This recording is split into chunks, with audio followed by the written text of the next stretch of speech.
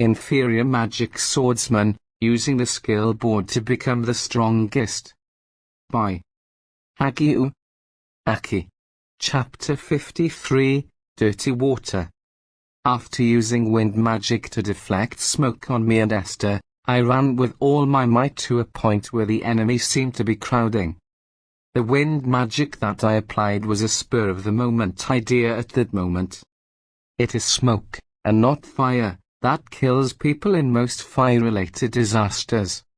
It is dangerous to walk into the smoke-filled finless without taking any countermeasures. Then, I thought that if there was magic similar to the air curtain installed in Japanese buildings, it would be possible to avoid inhaling smoke to an extent. The method of setting a target was taken from the spell, lighting. All I have to do is imagine the wind moving around and activate the spell properly. The result is a one-shot success. If I imagine modern Japanese systems, magic seems to be quite successful. Along the way, I slashed at the silver wolves I found like this scrap paper. There is no fragment of the warmth that I showed in there, flare-light dungeon. That's natural though. Flare-light dungeon's situation is totally different at this moment. The opponent attacked humans and killed humans. There is nothing to overlook anymore. As I cut the silver wolves, I reached the center of the city where the fire was extremely fierce. It was the plaza with the city well that I had visited many times before. Wow, this is. What should I do? The signs of silver wolves that I used to feel has almost disappeared. Even the silver wolves were consumed by the strong blazing fire. What the hell is happening? Not only the buildings but also the stone pavement is on fire. The strength of the heat is intense, and even though I am far from the fire, my skin hurts like I'm burning. At first, I was thinking of releasing their water ball with the image of a fire engine hose. However, the blazing fire is so strong that I cannot expect to extinguish the fire by me. Of course, I can produce a large amount of water with water ball. However, if I try to produce a large amount of water, it will inevitably gain momentum. I am still uneasy about my control of the strength of my magic. I could imagine that I made an accident using water ball and wash of a huge area. What should I do? What should I do? I just want to avoid such a pitiful joke-like a scenario that I can't do anything just by running wildly. Thinking, and thinking over and over, I remembered something. By the way, there was a lot of water that I didn't know where to dispose stored in my inventory. When cleaning the Church of Nezus, I stored the accumulated water from the shelter inside my inventory. I was thinking of throwing it away somewhere, but I completely forgot. If you release it properly, I can extinguish the fire and reduce the volume in my inventory. It's two birds with one stone. As soon as I thought of it, I immediately started to discharge water from my inventory. When I opened my inventory, water flowed from inside. At first, it seemed that water was coming out of a faucet, but when I imagined the shape of the opening of inventory changing, the momentum of water coming out increased and it spread far and wide. The effect is too weak if it's like this, so let's use wind magic to make the water droplets spread far away. Using a cutter with a dull blade, the dirty water collected at the Church of Nezus. The dirty water was spread out. Controlling it was difficult at first, but it can now be manipulated at will. The dirty water extinguishes the fire in no time. I didn't know what the reason was, but anything is fine as long as the fire goes out. Gobble gobble gobble. While whistling, I kept on releasing the dirty water.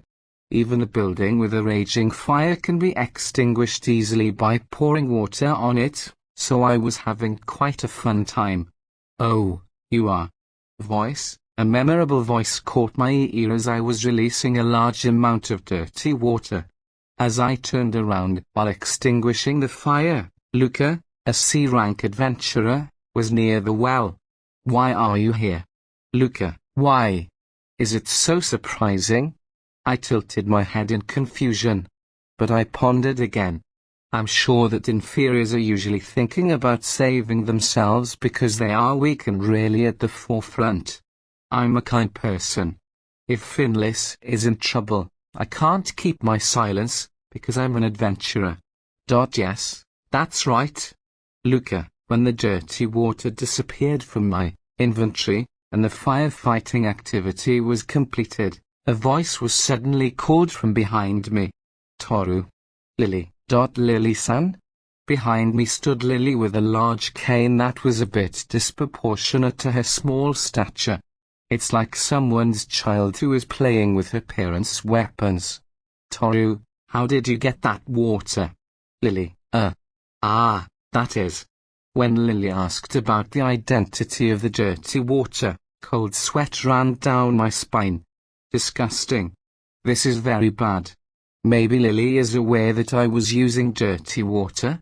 Is it terrible to use dirty water for firefighting if you're about to dispose of anyway in a near-death and dangerous situation? She might think I'm making an excuse to dispose of dirty water, and while cold sweat beads on my back, I wonder how to answer. Are you okay with using a lot of it? Lily, it's okay, I didn't need it. Eh? Lily. My answer made Lily stiff. After all, Lily knows that I was disposing of dirty water. I thought about it and decided to speak honestly. I'm sorry. Actually, there were so many of it, I was wondering where to throw them away. That's a waste. Lily, eh? Lily, something isn't right. However, I don't know what is going on. For the time being, it turned out that Lily doesn't know about my disposal of dirty water. So I decided to deceive her with all my might. Maybe it's okay now. It's still at the right moment. What are you doing, Lily, in such a place? Yes, the monsters. Toru, help me. Lily, if I can do it with my abilities, I replied to Lily's serious look without any hesitation. I am an inferior. I know people don't usually rely on me. But if I am seriously asked for help, I can't help but answer their wishes. I will busy chanting okay. Lily, I understand. I gave my affirmative to Lily's words. I summoned my magic sword, and prepared for the attack of silver wolves. The eyes of the two who saw their magic sword were surprised.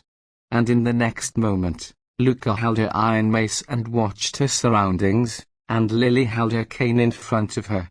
I wish. From beyond time and eternity, illuminate the dark, uncover and pierce the darkness. The foolish ones who are dyed in evil and do evil, and the beings who fell into the abyss. With the power of your grand radiance, drop the hammer of vengeance from the heavens. Lily's wand, which she held up in front, began to float due to the saturated magical power. The cane gradually radiates white light. The light that falls from the tip of the wand draws a magic square under Lily's feet. When the magic square was completed, Lily shouted loud. Endless bullets of light, holy rain, Lily, from Lily's wand. The strong light concentrated at the tip of the cane and shot towards the heavens. When the light has reached a certain height, it stopped. Then the light burst instantly, forming many bullets that rained on the ground. Chapter 54, Status Check. This chapter is updated by novels.pl. Do. Light falls on the ground, as if it were raining. The light avoided people, avoided buildings, and fell only on the monsters. The silver wolf who was targeted by the spell didn't have the time to scream, but it became a stain on the cobblestone road one after another. This is limitless Lily. The power of a super high-class magician, isn't it? Luca muttered while looking at the spell that was activated. The magic used by Lily is the highest level of magic that can be activated at Magic Art level 5. From there, Lily used multiple spells. Search, enemy monsters, range enhancement, city of Finless, defeating all the monsters she has grasped with pinpoint accuracy. It's magic that can destroy an army by itself in a war. It was the ultimate magic that could only be done by a super high-class magician. This was Lily's strongest trump card. Lily was so angry that she could easily stop the use of her trump card. The store was burned and all its contents were burned. Lily lost almost everything she got in the demon attack. The anger seemed unlikely to subside unless all the silver wolves that attacked Finless were erased with her own hands. There is probably no monster that can avoid the light bullets that fall at the speed of light. After the end of Holy Rain, the signs of monsters suddenly disappeared from Finless. Wow, I was watching the whole performance of the spell, could only mutter in disbelief and awe. Lily's magic was so fierce that I thought the magic I was using was child's play. At the same time, I began to think, I want to use this magic. From the magical power and techniques used, I don't think I can use it overnight. However, I want to be able to use this magic eventually. Because I'm an inferior, it may not be possible. The farther the goal is, the better. The magic used by Lily would become my goal for the future. Toru. Thanks. Lily. Lily fell to the ground. What happened, Lily? Magic power. I've used too much. I can't move. Lily. I see. If I used that kind of large-scale magic, it is not a normal human being's ability to just use it consequence-free. Toru-san. Were all the monsters defeated by Lily-san? Luca, the signs of monsters disappeared all at once, so maybe that's the case. Then, can I leave you here? Luca, it's good, but what's wrong? I want to see the Temple of Fossils. Luca, the churches in Finless also acts as a shelter in case of an enemy attack. Luca is a follower of Fossils. She will probably go to confirm the safety of the residents who have evacuated to the underground shelter of the Church of Fossils. I see, I understand. Thank you. Luca, I nodded and said goodbye to Luca. Now, I used magic while seeing off Luca's back. Muscle enhancement, auditory enhancement, olfactory enhancement. The fire has been extinguished, and the sign of silver wolves have disappeared. However, there may still be some danger. I'm fine, but there is Lily who can't move from here. I wanted to avoid the situation where Lily was injured because she was late in responding to the situation. Anytime, anything, come on. I sharpened my consciousness by enhancing my senses. This smell is silver wolf. Toru's keen sense of smell caught a slight change. However, he immediately concludes that it is my fault. There are too many types of smells in this place. I'm sure it's just mixed. So Lily, can you tell me what happened at Finless from the beginning? Lily, propping Lily up, who is exhausted due to lack of magical power, I asked her to give me the gist of the incident. Toru, you're safe. Esther, you too. Shortly after Luca left, Esther joined me. She has no dirt on her. It seems that the wind magic used by me protected her exactly as I hoped. Is the magic just before Lily's? Esther, yup. Anyway, I was surprised because it was sudden. I was prepared to die because a silver wolf that was hit by the spell flew away. Esther, Lily's targeting was accurate so that she wouldn't hit humans. But for those who don't know it, the situation must have made them scared for their lives. Of course, I was also surprised at first, but it was the elf Lily who used magic. I did not doubt my survival because of the trust and belief that she was a great elven magician. By the way, Toru, why is Lily lying down?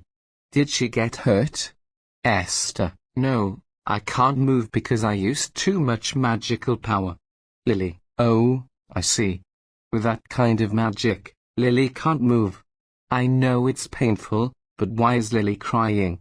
Esther, yeah, That's because of the lack of magical power is tough. Lily, haha, I smiled, released a dry laugh. No matter how much I was worried about the situation at the time of the incident, I saw an overwhelmed Lily, who was exhausted. Oh, God of salvation, Lily is crying and clinging to Esther's leg. Seeing Lily in such a state, Esther turns her cold gaze at me. Toru. What did you do to Lily? Esther, I did not do anything. I really did not do anything, right? I shook my head in a hurry to dispel the muddy, pitch-black atmosphere. The immediate crisis is over. Next is the time to think about the answer to the question we both delayed. By the way, Esther, did you find out what the monster's invasion route was? No, as far as I can see, there was nothing wrong with the outer wall. Esther, then, there is no entrance that comes in from the outside. But I haven't looked around everything. Maybe there's a hole somewhere in the wall. Esther, the outer wall of Finlis is more than 5 meters wide. It is unlikely they were defeated by a monster like Silver Wolf. First, if the monster is going to dig a hole, you'll notice someone who looks around. Someone may have made a hole and invited the Silver Wolf. Still, there is a possibility that someone will find out while making a hole. A flock of silver wolves suddenly appeared in Finlis. If you wait outside the wall, no one will have been unaware. Speaking of Lily, it seems that Silver Wolf suddenly appeared. I also passed on the information I heard from Lily to Esther. Esther snorts in disbelief with her arms folded. It seems that the point is that it suddenly appeared. Esther, I'm also worried that the Silver Wolf's stomach was filled with flare light. That's right. It's hard to believe, but this doesn't seem to be just any monster raid. Esther, what is it then? Thought acceleration, which speeds up mental processes at high speed, derived a certain answer from the pieces of information. Considering the answer, I didn't think it wasn't wrong. Hey, Tor, where are you going? Esther, yeah, I'm a little worried. Later, Esther and Lily. Oh, Toru. There may still be monsters in the city. Be careful. Esther, thank you. You too, be careful.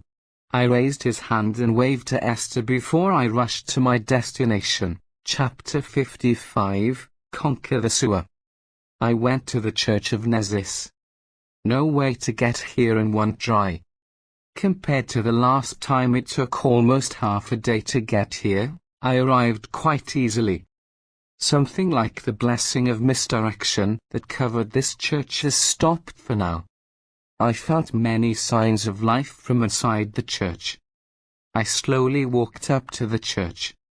When I gently opened the door, I saw the same interior as last time. However, unlike the last time, there are many footprints on the floor. There are many footprints, but no human figure. Oh, right. Seeing the footprint, I was convinced. Everyone will use it soon, so keep every corner clean. Nesis. Nesis is the god of fate. Knowing this future, she made a request to me and my companions. In anticipation that the inhabitants of Finlis will use this temple when Finlis is in trouble. If you knew it, you could have told me from the beginning. However, it is possible that the future would change if she told me. That's why Nesis didn't tell me. Convinced by that, I opened the lid on the floor using the magic sword. Excuse me. Are you all okay? I could see the depths of the shelter, thanks to the light from lighting that someone might have used. Many people were huddling close to the underground shelter. The people were scared when I opened the lid, but when they found out that it was a human being who opened it, they took a sigh of relief. When I went down the stairs, one of the evacuees, a middle-aged man, approached. You are a Oji-san. I'm an adventurer, Toru.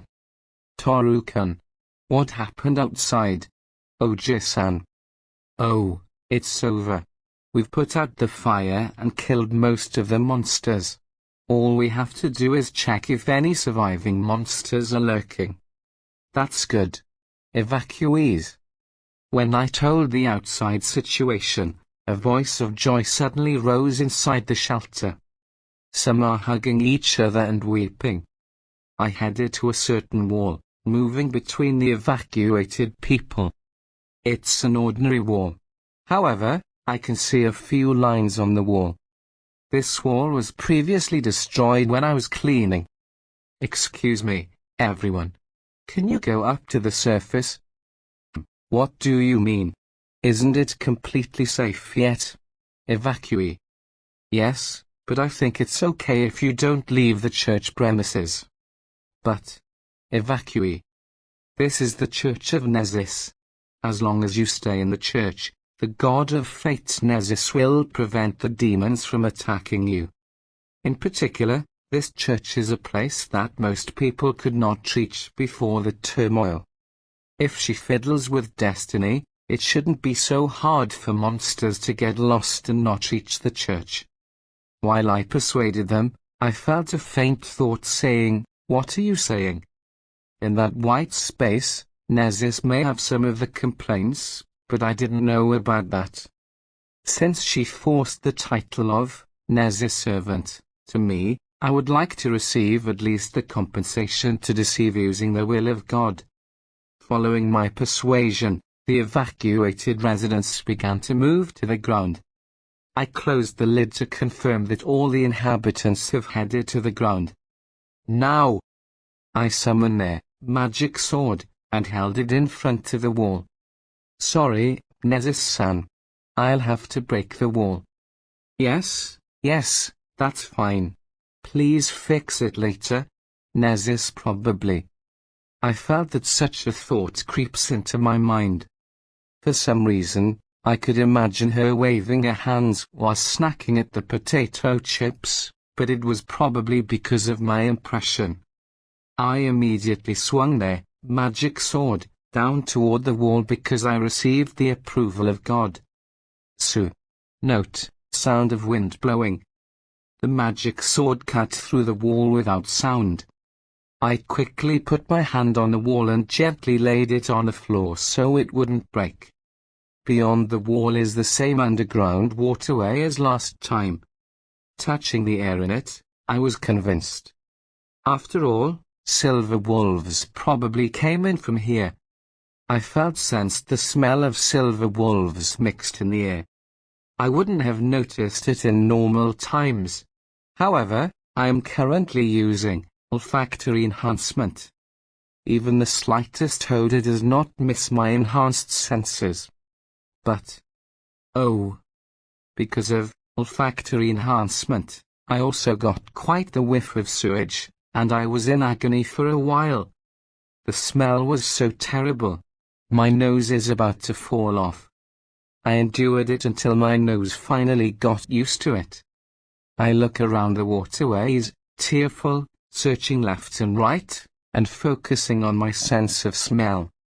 The smell of silver wolf drifts along with the terrible smell of sewage. This the one.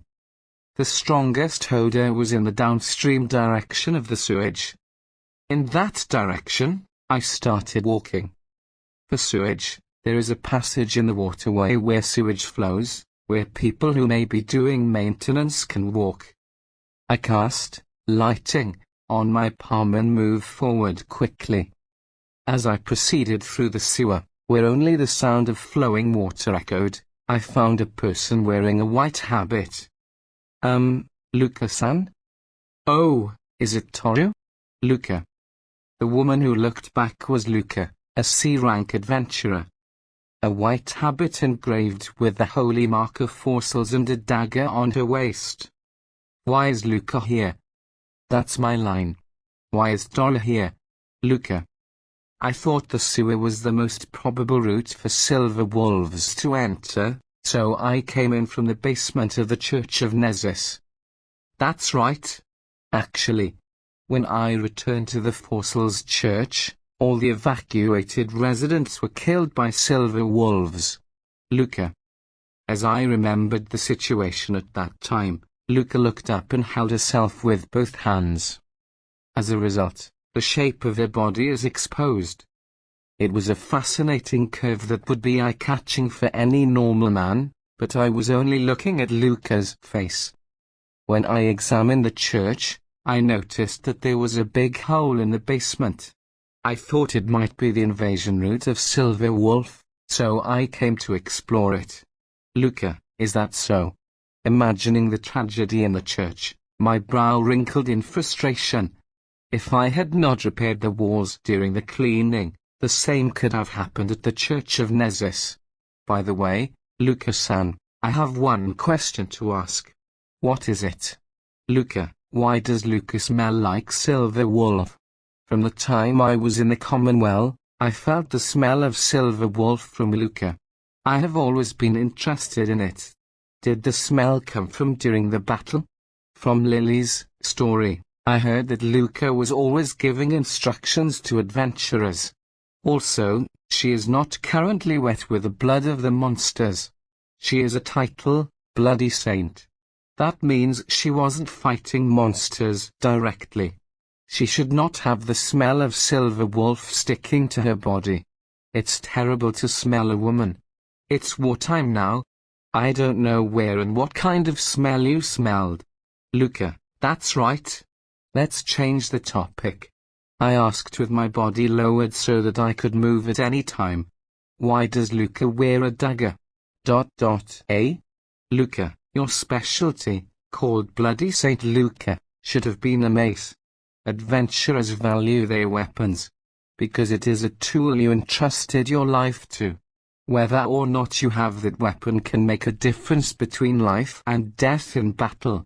I don't know if it's normal, or if it's unusual. But you can't just easily change your favorite weapon. However, Luca has a dagger on her waist instead of her favorite weapon, a mace. The enemy would have invaded through this area, even though she was stepping into the sewer. It was strange to think that an adventurer who had been using a single mace up to now suddenly changed a weapon. Who are you? Chapter 56, Against a Werewolf. This chapter is updated by novels.pl. Who are you? Luca Imposter. In response to my question, the person pretending to be Luca-san uttered dumbly at me. It's fine. I just made a mistake in picking my main weapon. What I did was just a small mistake. Luca Imposter. Unlike the tone of a frivolous young lady from before, the current tone of this person is nervous and suspicious. Not only the tone but also the atmosphere around her has changed. If you listen only to her voice, you're only going to hear a bubbly young woman.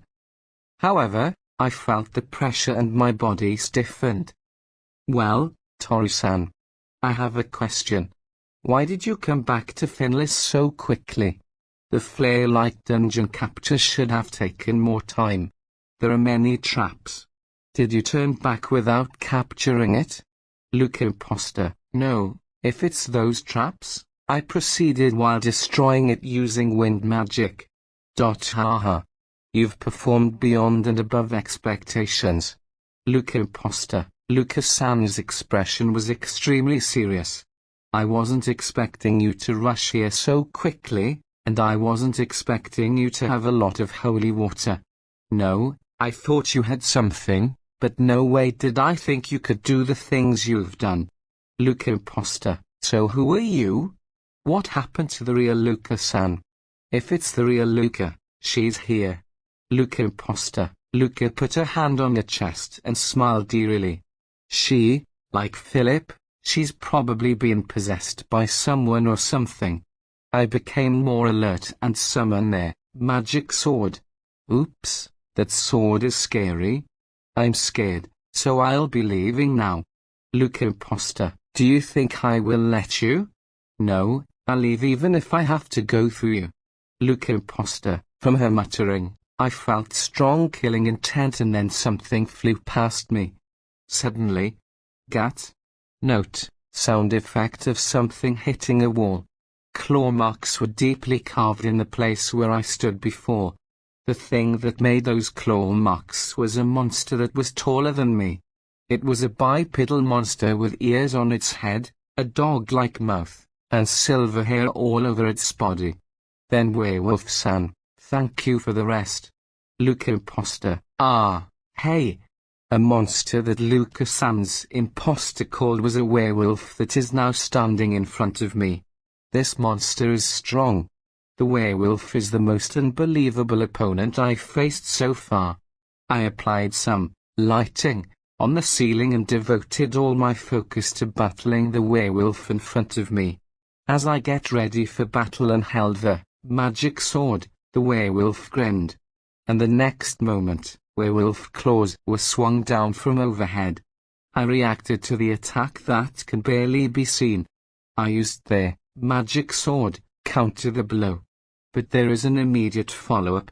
The werewolf was quick and relentless. I avoided the werewolf's roundhouse kick by taking a step back. I made a somersault. I slashed the magic sword from below.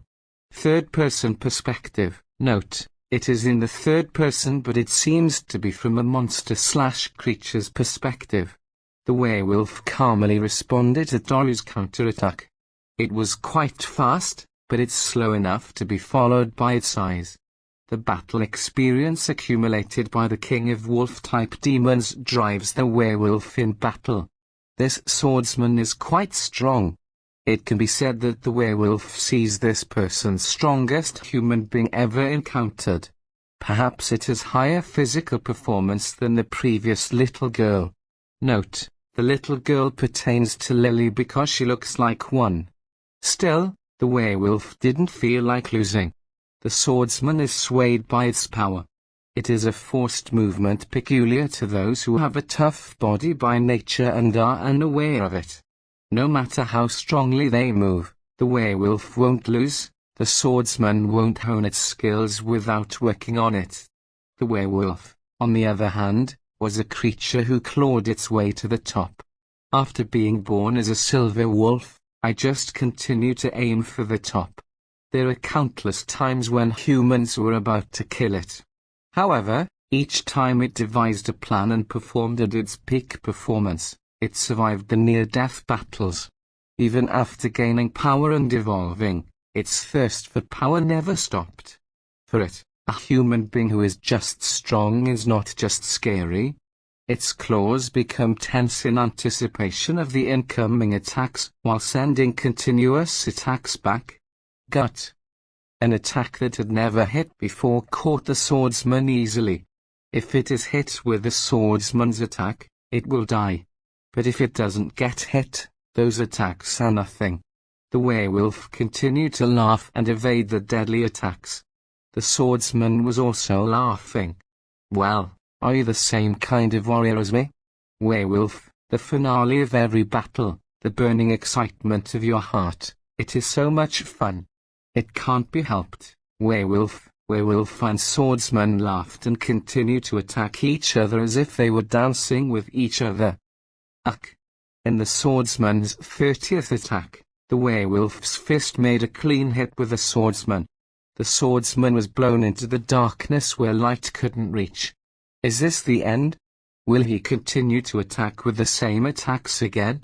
It was a time when the werewolf is excited about the swordsman's next attack. Feeling something wrong, and it shifts its center of gravity. The next moment, a black arrow is stuck on its shoulder. Werewolf. The werewolf didn't notice that an arrow was fired. The color of the arrow was hidden by the darkness of the passage. But in normal well-lit places, it was not an unavoidable attack. The reason why the werewolf couldn't avoid it is that he thought his opponent was a swordsman. The werewolf grabbed the arrow, then pulled it out in anger. There was pain, but its anger prevailed. A werewolf can't deal with this kind of attack. Werewolf, it was completely caught off guard. The pain disappeared from its consciousness, and the werewolf regained its calmness. It will never be hit by a bow and arrow again.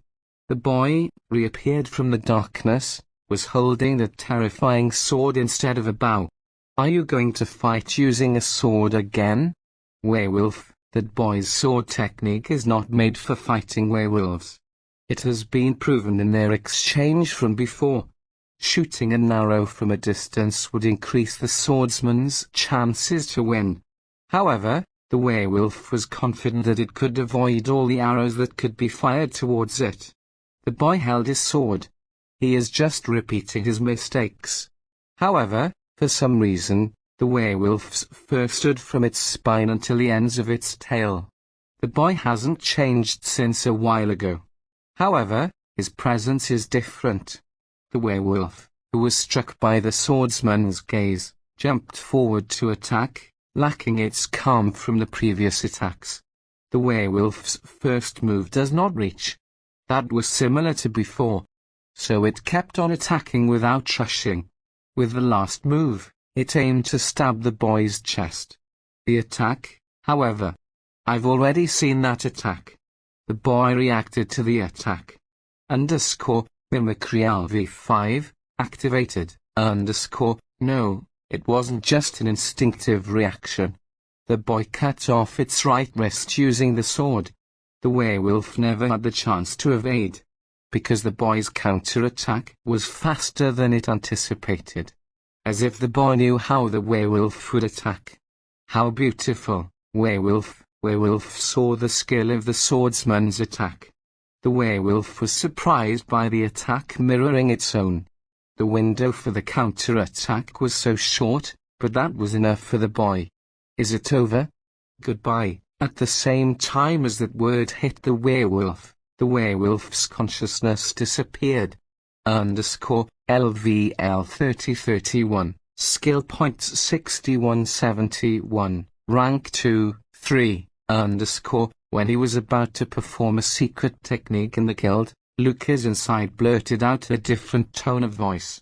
It's amazing how people can realize that inside might be a different person. Chapter 57, Return from Sewers. This chapter is updated by novels.pl. Well, the werewolf was quite strong. I was blown away earlier. I aimed at its heart using the magic sword's second form from a distance, but the arrow hit the shoulder instead. Just a few moments before the arrow escaped the darkness. The werewolf was extremely skillful to avoid fatal injuries. In addition to that, my attacks were continuously avoided. Every move has a purpose and the attacks were carefully calculated. Werewolves, who make sophisticated attacks that go beyond just turning around with force, were overwhelmed by the short 2-week period of being in battle. It is poor as it is. Immediately after being blown backward, Toru immediately acquired a new impersonation skill. Mimicry is a skill that imitates a target object. With this, I can copy the movement of my target. What is currently lacking in me is the ability to execute my past combat experience during another fight. I thought that the execution of my plans would be supplemented by the impersonation skill. Look and steal. I was executing the martial arts knowledge that has been passed down from ancient times using the skills and confronted the werewolf again. From there, I fought with monsters and blades several times, felt that I had accumulated an enormous amount of combat experience unlike never before. Mimicry stole the opponent's movement, and I immediately used the stolen movement to enhance my movement. Even if it doesn't seem to be usable at first glance, they may actually have effective uses. Wow! That was exactly what Nazis said. After acquiring impersonation, the difference between mine and the werewolf's experience fills up in a blink of an eye. I suddenly overtook the werewolf in an attack that slashed its wrist. Iagad is a scary place having such a type of monster wandering. While I lived in Japan, I would have never seen the opponent's attack and would be torn into 8 pieces. Such monsters live, but some humans can defeat such monsters. With that in mind, I lose my confidence in the chance of living a normal life in Iagad. I was wondering if I was a little stronger, but I'm still not. I have to work harder. Become an ordinary person that can defeat a werewolf normally. I balled my fists in determination. That isn't what I came here for. I have to chase after Luca. I remembered my original purpose and rushed to the exit of the sewer where Luca-san had left.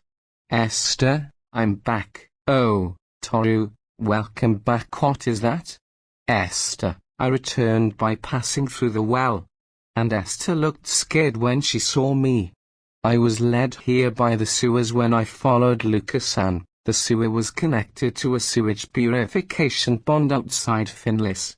From the purification pond, the only thing that could be felt was the countless signs of slimes floating in the Poyon pond. Note, Poyon is the name of the pond, probably named after the sounds associated with slimes bouncing around. While fighting the werewolf, Luca-san was able to escape and cover more distance. The entrance to the sewer had iron bars to prevent monsters from entering and people from going through. However, the iron bars were distorted by force, and there was a gap that a small human could pass through. A large number of silver wolves came in through here. Turning back the way, I had no choice but to return. I returned to the surface, dragging the corpse of the werewolf. It seems that this is a werewolf, but I thought that the material would sell well, so I brought it with me. Wow, wow. Werewolf. That's right. Esther. Definitely a werewolf. Lily, in contrast to the astonished Esther, Lily just inspected and confirmed it. Oh, Lily, is it okay for you to be standing up? Esther, it's okay. That's right, he did kill it just now. Lily, what Lily refers to as just now is that I asked her for the details of the incident. Even if I had to shake Lily to get information out of her, I would still be unable to track down Luca. It was a necessary sacrifice, if you will. Even though I ended up missing Luca. In return, Lily hit my upper arm with her cane. It hurts. Well, both of you. Why are you both so calm? It's a werewolf. A werewolf. Esther, yeah, it's a werewolf. Werewolf. No doubt. Lily, it's not. Werewolves are a C-ranked monster. How did Toru defeat it? Esther, normally. I replied to Esther, who was overreacting. I thought about it for a moment, but I could only say that I defeated it normally. Upon hearing my answer, Esther's shoulders slumped. What are you surprised at? A werewolf can be one-shot from a distance with using flare. Lily, that's right, yeah. It's amazing, it's amazing. Esther's eyes are becoming more dead fish-like. I know, these people.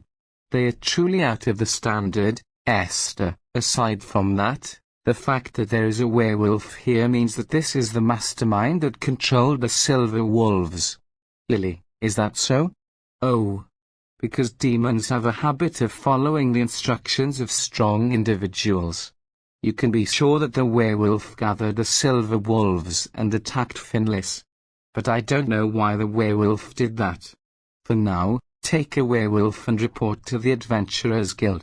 You may know something there. Esther, yeah, that's right. I also wanted to report to the guild. Following Esther's suggestion, we headed for the Adventurers Guild.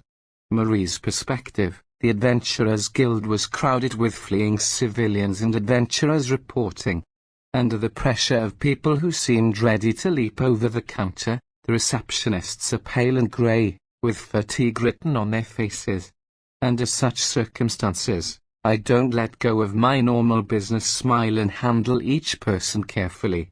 No matter how difficult the situation, it is the adventurers and the victims of the general public who are really having it really hard.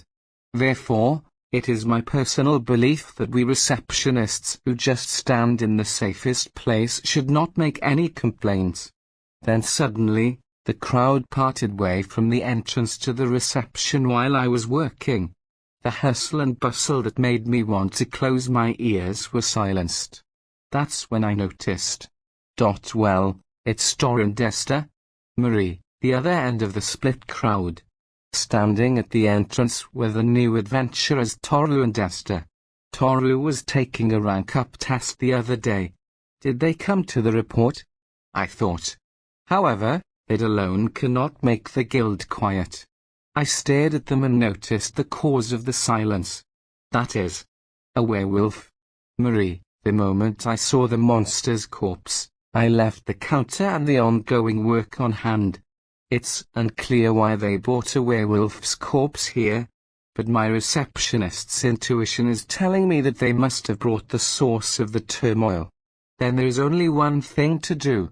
Toru-san, Esther-san, come with me. Marie, I immediately opened a private room and arranged an area for them to make a report. Chapter 58, Guildmaster. This chapter is updated by novels.pl. After returning to Finlis, we reported the events leading to the present to Marie and then took out the flare light in the leather bag. Marie-san, this is the requested item for the rank-up test. Please check it. Oh, yes. Marie. At first, Marie seems enthusiastic about writing my words on paper, but the movement of the pen scribbling on the paper from the middle of the report slowed down, and it stopped completely after the end of the werewolf subjugation. Marie, are you tired?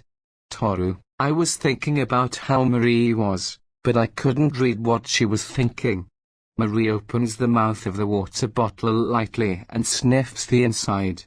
Yes, it's definitely a normal flare light solution. Marie, okay, this is it, you're a D-ranker. Esther. Ah, by the way, Toru-san was just an E-ranker. I forgot because you could defeat a Queen Rockworm and werewolf. Marie, I understand that feeling painfully. Esther. Esther squeezed Marie's hand, who seemed to be white as a sheet, with tears in her eyes. Regarding promotion to D-rank, the reception work is currently flooded, so is it okay to promote you at a later date? Marie, yes, that's fine. Esther, thank you. By the way, as you said earlier, Marie, there, Marie corrected her posture and turned to face us. Are you certain about the information that Luca is the culprit? Marie, she also admitted it, so I think there is no doubt. I see. I'm overwhelmed with this matter. I'll report it to the guild master at once. May I keep the body of the werewolf you brought here for the time being? Marie, sure. Go ahead, thank you. I've talked about it here, but please don't say anything outside. Marie bowed deeply. There is a reason she does it this way. Luca's actions do more than just discredit her standing as an adventurer. This is an incident that led to another issue on the reliability of the guild, which promoted Luca to C rank. The guild's credibility has been severely damaged, especially in the case of Philip. Even if Luca was manipulated by someone, the people wouldn't let go of their pursuit of the Adventurers Guild. Until a response is decided, it is not an option to reveal that Luca is the culprit. The reconstruction of Finlis began the day after the remnants of the monsters were processed and the fire was confirmed to be completely extinguished. Even if it breaks, you can fix it. As long as you're alive. The residents of Finlis were singing songs and cheerfully cleaning up the rubble. We joined the residents and helped with the removal of the debris. At first, it was carried by hand, but it became annoying after a while, and I stored the rubble in their inventory. If you find out that I have inventory, I may encounter some troubles. However, I couldn't care about keeping inventory hidden in front of the people who were looking forward and working hard even though their houses were messed up. Thanks to my use of inventory, the debris removal work was completed in no time. Residents hit my backs with gratitude. I was saved. You're quite capable for someone young. Thanks to you, my house will be rebuilt sooner. Thank you, thank you, thank you. I was probably weeping at the heartfelt words of gratitude. It was really good to take the risk and use their inventory. After the rubble was removed, my party was summoned by the Adventurers Guild, in quite a timely manner. We were taken upstairs in the guild. This is my first experience since I came to the guild. I was excited and doing as we passed through the door that was off limits to anyone other than the people involved. I'm nervous. Even Toru can get nervous. Esther, that's right. A normal citizen. When I meet a person in power, I feel more nervous than confronting a monster. Marie took us to the front of a door with the geometric pattern. Just by the looks of it, you can see that it is not just any normal person inside. It was a pretty amazing looking door. Knock knock knock. Marie banged a dragon-shaped knocker attached to the door. I'm Marie at the reception. May we enter? Marie, sure, go ahead. Voice, from the other side of the door, I heard a clear male voice. Contrary to the person's voice quality, I felt an unusual feeling of intimidation, and my spine quivered. It seems that Esther was also intimidated. She is stuck with a strong presence. Then, Toru-san and Esther-san. Please in the room. Voice, ah, yes. The inside of the room was a quaint room like a principal's room. There are cabinets, sofas, and tables, and the walls are decorated with framed figures. The innermost part of the room. There was a slim man across the big table. A young man with a graceful appearance. However, contrary to his appearance, the power stirring inside was quite vicious. Toru-kun, Esther-kun. Nice to meet you. I'm Aaron Dilmert, the guild master of Finlis. Nice to meet you. Aaron, the guy. Aaron smiled with a friendly smile. The reason why I can feel the power behind that smile is probably that the other party is the guild master. His green eyes seem to be looking through everything I am. I regained myself before being swallowed by the presence of the other party. Nice to meet you. I'm currently an E-ranker, Toru. Wow, I'm Esther. I'm also an E-ranker. Okay, I'll make this quick. I've got a job to do and you've got a job to do. Now, the city isn't exactly hospitable in the best of times, but we need to have a good time and talk long enough for the guild to throw stones at us for working too hard. In fact, we're doing our best to live our lives every day, so a little sabotage is acceptable. Aaron, ahem. Master. Marie, while saying those words briefly, he went off topic. Aaron smiled bitterly at Marie, clearing her throat. Oops, excuse me. It's my habit. Aaron, it took about a few tens of seconds of us just meeting each other, but I feel that I could understand his character. Now, let's get down to business. First, let's talk about Luca's case. I've told the Lord of Finlis about her in private. It's just that it is an incident after another incident. If this gets out, Finlis Adventurers Guild will fall apart. That would not be good for Finlis. Therefore, I will have the information sealed for now. Aaron, sealed? Yes. You guys haven't seen anything and you don't know anything. Okay? Aaron said a word asking for confirmation, but it was pretty much an order. Indescribable pressure can be felt from his eyes. Well, I can understand why you don't agree. Luca's problem is the guild's problem. The guild should be responsible for it. There is no need for you guys to be in this situation. I want you to think of it as just a forgettable matter. Just think about it. Aaron, understood. Good for you to be honest.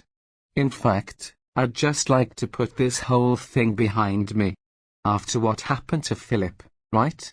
I cursed all 6 of the gods in Iyagad for being the guild master at this moment. Aaron, ahem. Marie. Aaron's shoulders slumped at Marie, who once again cleared her throat. What do you think of the guild master being reprimanded by the receptionist? Aaron, yes, his eyes are asking me that. However, I pretended not to notice the question. Then next. This is a topic that is directly related to you. Aaron, Chapter 59, People do not move with strength. You guys have defeated the werewolf, who seems to have been the leader involved in the attack on Finlis. It's a big bonus considering your rank. The city of Finlis can't ignore such achievements. So you've been called to the Lord's residence. Of course, non-participation is not allowed by the guild. So Aaron took out a letter from the drawer. Here's the invitation. If you don't have the invitation, you'll be rejected at the door even if you go to the Lord's residence, so be careful. With this achievement, the guild would like to give you a rank up, but there are strict rules for rank ups. Even as the guild master, I have no authority to break these rules. Instead, I've increased the purchase price of the werewolf. Marie-kun. Aaron. Yes, Toru-san. Here. Marie. I was given a large jute bag by Marie. It is quite heavy. It's a weight I've never experienced before. I peeked at the contents of the jute bag. The inside was all silver. The bag was full of silver coins. My eyes were only seeing silver coins, which would number to at least in the hundreds. This is quite a lot. If I put gold coins, it will feel like it's nothing with 5 coins, so I exchanged them for silver coins and to make them bulkier. How about it? I feel like you've got a lot right. Aaron, 5 gold coins are a lot of money. I don't think it's nothing like Aaron, but I could understand what he was saying. When I was working in Japan, I didn't really get much of a feel if I got a piece of paper from my paycheck. Holding a tangible and heavy jute bag, I felt that the more weight it has, the more you can feel, and the more thankful you will be. Can I get this much? It's okay. It's more important to make people think. The guild pays well and recognizes the achievements properly, rather than worrying about the budget and letting the valuable labor force, the adventurers, leave. Aaron, is it okay to tell it to an adventurer? I just smiled dryly when I saw Aaron laughing. That's all there is to talk about from me. Normally, I would like to enjoy a little more leisurely chit-chat over a cup of tea, gossip, and other trivial matters, but Aaron, who cut his words, slumped his shoulder when he saw Marie. If I do that, she'll get angry. Aaron, it was such a playful gesture that made me think I heard him say it. Well then, Toru-kun, Esther-kun. I'm looking forward to seeing you again, Toru-kun, Esther-kun. Marie-kun. Don't forget to raise their adventurer ranks, because they will be looked down on if they go to the Lord's residence while being E-rankers. Aaron, I understand. Toru-san, Esther-san. This way. Marie, prompted by Marie, we bowed deeply and left the guild master's room. Third-person perspective, seeing off the 2 up-and-coming adventurers, Aaron sat deeper in his chair. He was once an adventurer. He is a former A-ranked adventurer called God's Eye Aaron. Aaron was called God's Eye because he was born with special skills. It is a appraisal eye that allows him to see through the ability of the other party. Aaron used their appraisal eye skill when the 2 adventurers entered the room. This is because he wanted to accurately grasp the ability of the adventurer who defeated the C-rank werewolf despite being an E-ranker. Of the 2 who were looked into by appraisal eye, Esther had a level of 29, which was quite good. At level 29, you were comparable to C-rank adventurers. It's surprising because she's still D-rank. In addition to the level, he was able to confirm 4 skills. First of all, 3 basic skills raise the level of physical ability and increase by leveling up. Stamina, and strength. And another higher level skill, body enhancement. And 1 technique. Sword Art LV3. Compared to her level, the technique's level is a little low. But that will be irrelevant in the future. What is important is her basic skills. Skills that improve the increase in status when leveling up are the most important skills for an adventurer. In that aspect, Esther had a perfect score. As a sword fighter, she has the qualities that promise great success. Next is Toru. Aaron reused the appraisal eye several times, but couldn't confirm his skills at all. This kind of phenomenon is extremely rare. In such cases, even if he can't see everything, he should be able to see something. Aaron thinks that Toru probably has some skills. The skills are good. The problem was his level. Isn't he a lost? Aaron, after confirming Toru's level, Aaron thought he saw a hallucination that broke his common sense. He was dying to observe it carefully with appraisal eye. However, the result did not change. The level of Toru seen by the appraisal eye was 31. A lost person never rises from a level 1. What is with that boy? Aaron, at the time of adventurer registration, the wavelength of Toru's soul indicated he's a lost. Aaron had received the information from Marie in advance. The soul measuring instrument is a magical tool that works like a divine tool. There is little room for misdiagnosis to occur where the power of a god works. So Aaron suspected his own appraising error. However, if Toru is level 1, the credibility of the statement Toru has defeated the werewolf and the report written by Marie would be lost immediately. Toru's level of 31 is more in line with the report. However, if the information match up, the diagnosis of him being a lost will be doubtful. What the hell does this mean? Aaron, if by any chance both are correct.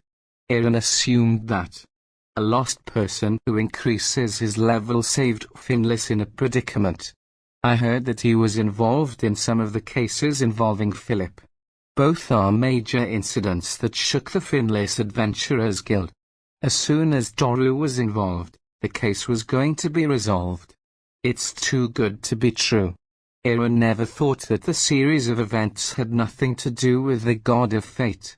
Will the future of the Finless Adventurers Guild be greatly affected depending on how we evaluate his existence? Aaron, if God's will is at work, Aaron cannot ignore Toru.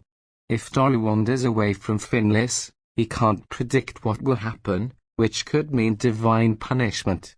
So Aaron needs to ensure that Toru never leaves Finless, and thus the kingdom of Yusta. Money or women, honor or power. I have to find out what he wants, and I must do it quickly. I used to defeat a dragon, but I think it's easier to subdue a dragon. Aaron, the human heart cannot be moved by the strength of your arms alone. Aaron, who had risen to prominence with the strength of his arms alone so far, let out a deep, deep sigh as he thought about running a guild where arm strength was almost the only way to use. Chapter 60, Meeting with the Butler. The day after being promoted to D rank, Toru and his party came to the aristocratic district in the center of Finless. The destination is the Marquis of Finless mansion, in the middle of Finless. I had been able to see it from the moment I entered the aristocratic district. As I approached it, I could clearly see how huge the Marquis mansion was. At first glance, it looks like a castle, but this mansion has no watchtowers or archers. It wasn't designed with defense in mind like a European castle from Earth. At the entrance of the Marquis mansion, there was a guard on standby. I gave that person the invitation I received from the guild. I will confirm it, please wait for a moment.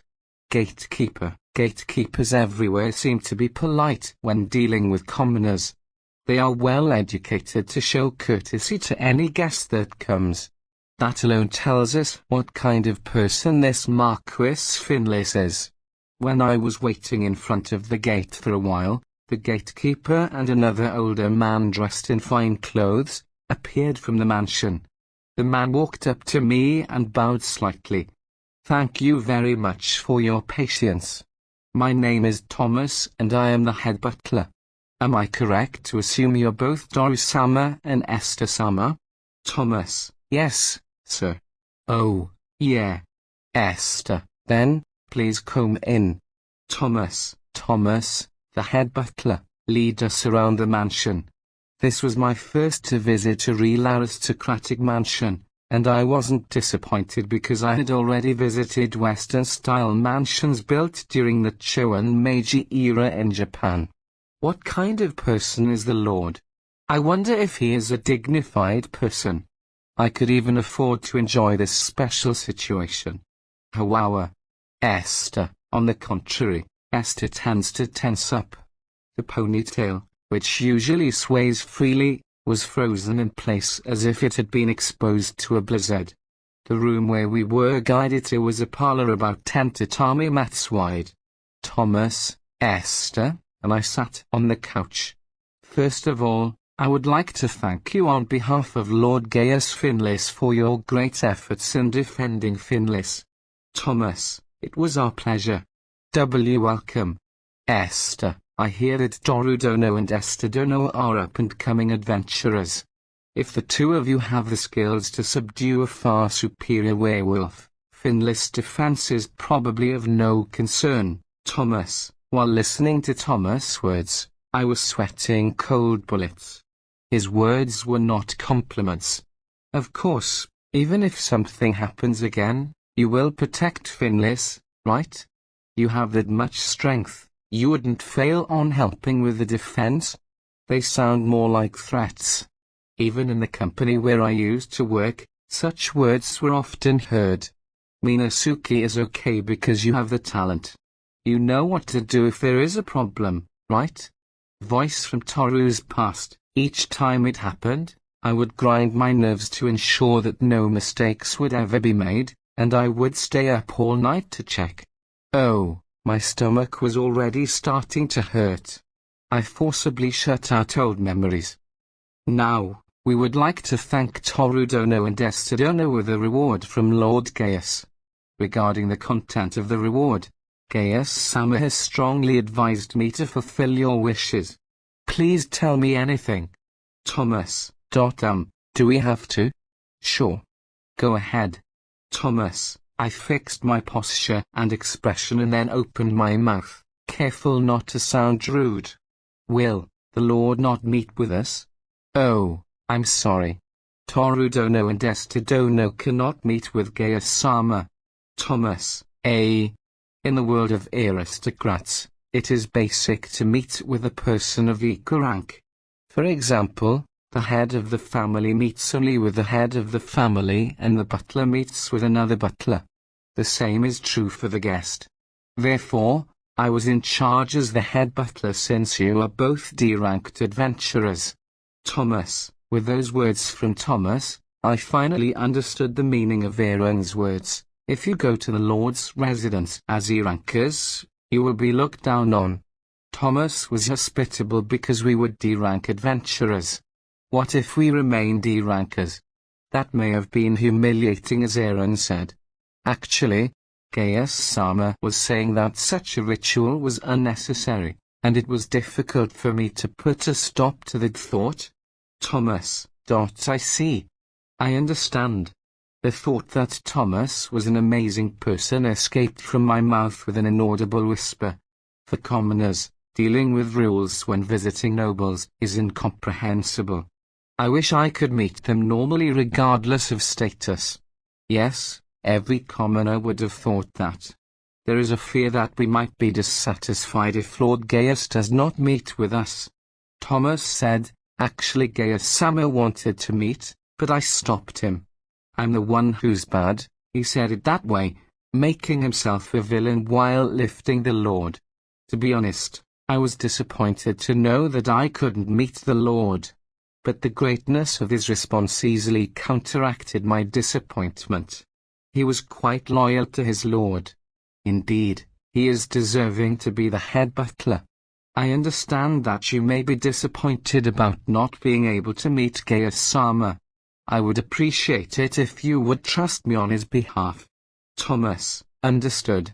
Then, what do you wish for? Please don't hesitate, sir. Thomas, then I won't. I glanced at Esther. Esther is still like a deer in the headlights, and her brain does not appear to be working. It's something they both wanted, so why don't I just say it? Thinking so, I took the plunge and opened my mouth. I want a house. It has long been the goal of us to have a base of our own as adventurers. The cost to maintain a base is hard if we were still E-rankers, but now that we are D-rankers we can do something about it. All we have to do is get a house that is suitable as a base for adventurers. A house, is it? Thomas: yes. I want to make it a base for future operations, so if possible, a house with a courtyard where we can train our swordsmanship would be good. Toru: Esther. It seems that Esther's thoughts have finally rebooted with my words. She nodded her head quickly as if to say, that's good. Is there anything else? Thomas: no. Nothing. Toru Dono and Esther Dono are adventurers. How about a better weapon? Thomas: I don't really want it. Then what about the bounty? Thomas: no. A good weapon is already on hand. Also, if it is the bounty, the guild has given us a considerable amount of money in the form of buying the materials from the werewolf. I didn't want any of those things. How about Esther Dono? Thomas: I also like a house. Can Toru and I use it for a single wish? Esther: I understand. Then, I would like to convey to Gaia-sama the wishes of Toru Dono and Esther Dono. There is no guarantee that this wish will be granted. Please note that changes may be made at the discretion of Gaia-sama. Then our visit with the butler, not the lord, ended without a hitch. I'm sorry I couldn't meet Gaia-sama. Esther: yeah, but Thomas-san seemed to be a good guy. After the visit, we were now walking out of the mansion towards the gate. Will our wishes be granted? Esther: I guess that's just luck, huh? After all, a house isn't cheap enough to just say you want one and get it. Huh? Suddenly, my intuition caught a memorable sign. What was that sign? Before coming up with the answer, I summoned my magic sword. Chapter 61, Conspiracy, Assassination. Toru? Esther. Immediately I switched to its bow form. Without even pausing, my body moved and quickly pulled the strings and released it. Gat. A transparent black arrow pierced the stone wall of the Marquis's mansion. Toru. What the heck are you doing? This is the Marquis mansion. Esther. Esther, let's go. I now knew who this presence is, so I urged Esther, my voice low and serious. Where are you going? Esther. To the place where the enemy is. Third-person perspective. After meeting with the adventurers, Thomas walked towards the office. The adventurer he met earlier said something ridiculous as a reward. A house.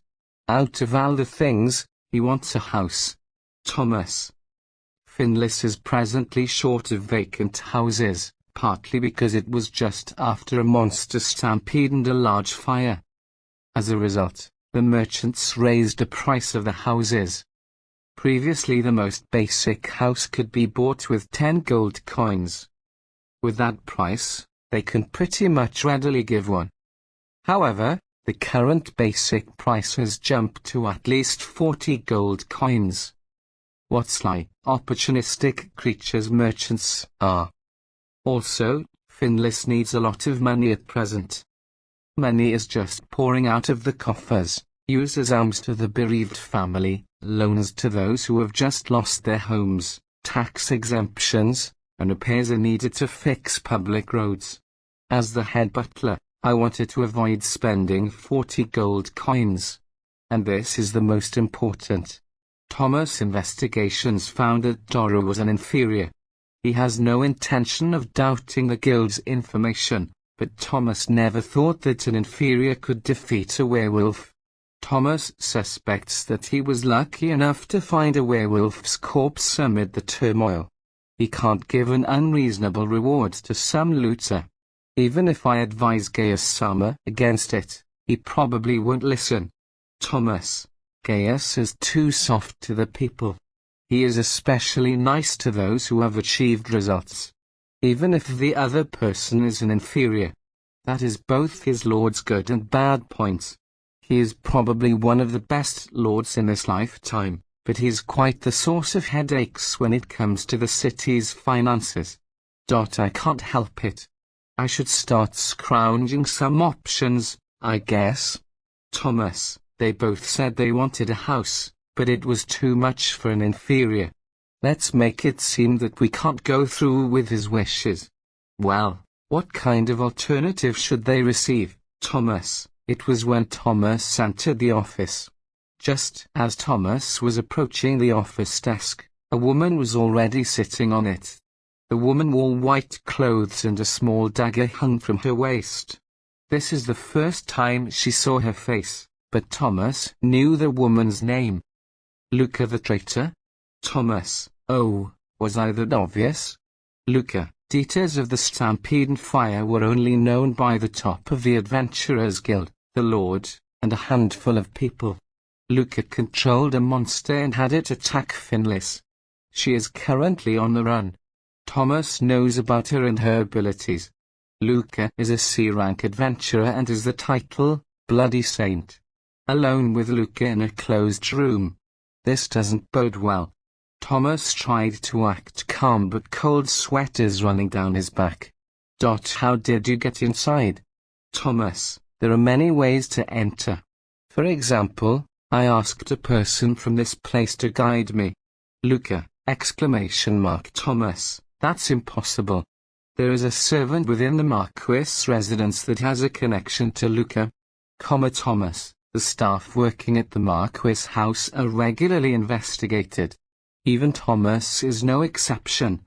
It was unthinkable for anyone to have passed the investigation and still was able to communicate with Luca. Oh. Are you confused? Surprised? It was a lie that I had a servant guide me. It's a lie. I wouldn't teach you the tricks of how I got in. Luca swung her legs as she sat on the desk like she's making a fool of Thomas. Thomas, trembling with anger, made a heartfelt promise. Once she's caught he'll have the desk replaced. Her. I'm not the fool who doesn't know where they are.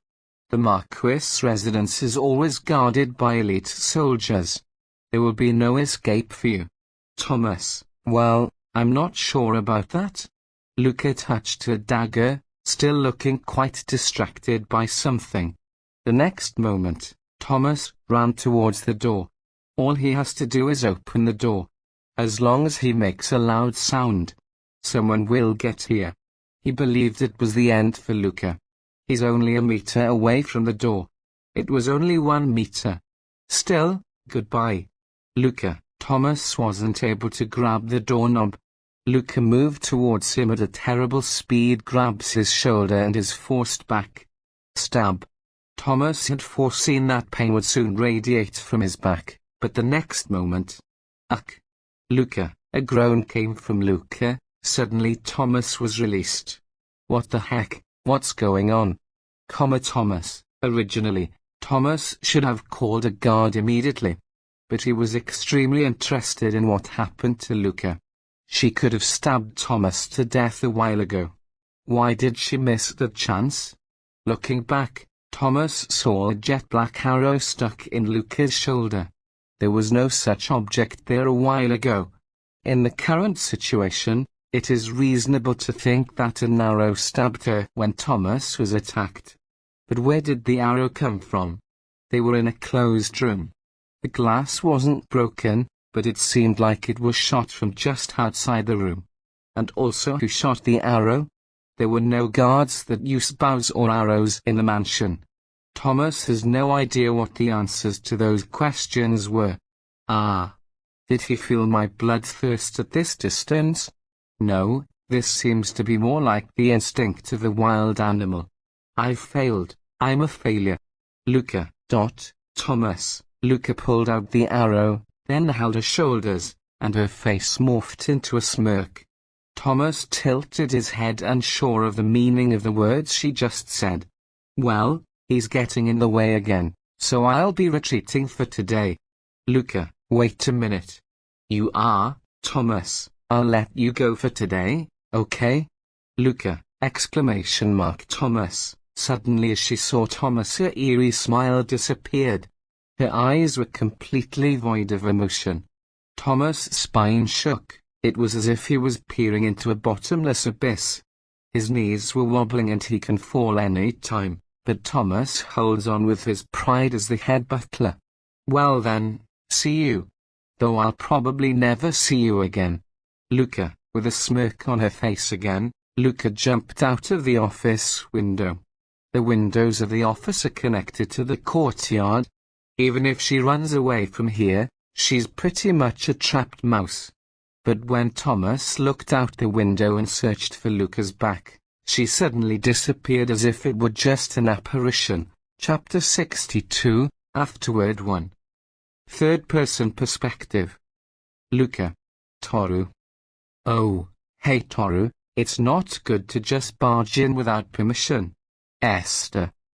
After Luca left, the sound of the door opening and two familiar voices reached Thomas' ears. As he looked behind him, there was the figure of Toru and Esther who had just left a few moments ago. Esther came looking the same as before, but Toru was holding a jet-black bow in his hand. No way, that black arrow was from this boy, Thomas. Tifo Thomas-san? Esther. Oh, Thomas-san. Was Luca here just now? Yes, she was here. Thomas. I knew it. You were right, Esther. Esther just had her eyes open up, while Toru looked at her wordlessly saying, well? Thomas-san, did get injured anyway? I'm fine, everything is fine. Thank you, Thomas. Well, that's good. By the way, Toru Dono, I would like to inquire something to satiate my curiosity. But how did you know Luca was here? Thomas. That's because my intuition pointed me where Luca's bloodlust was coming from.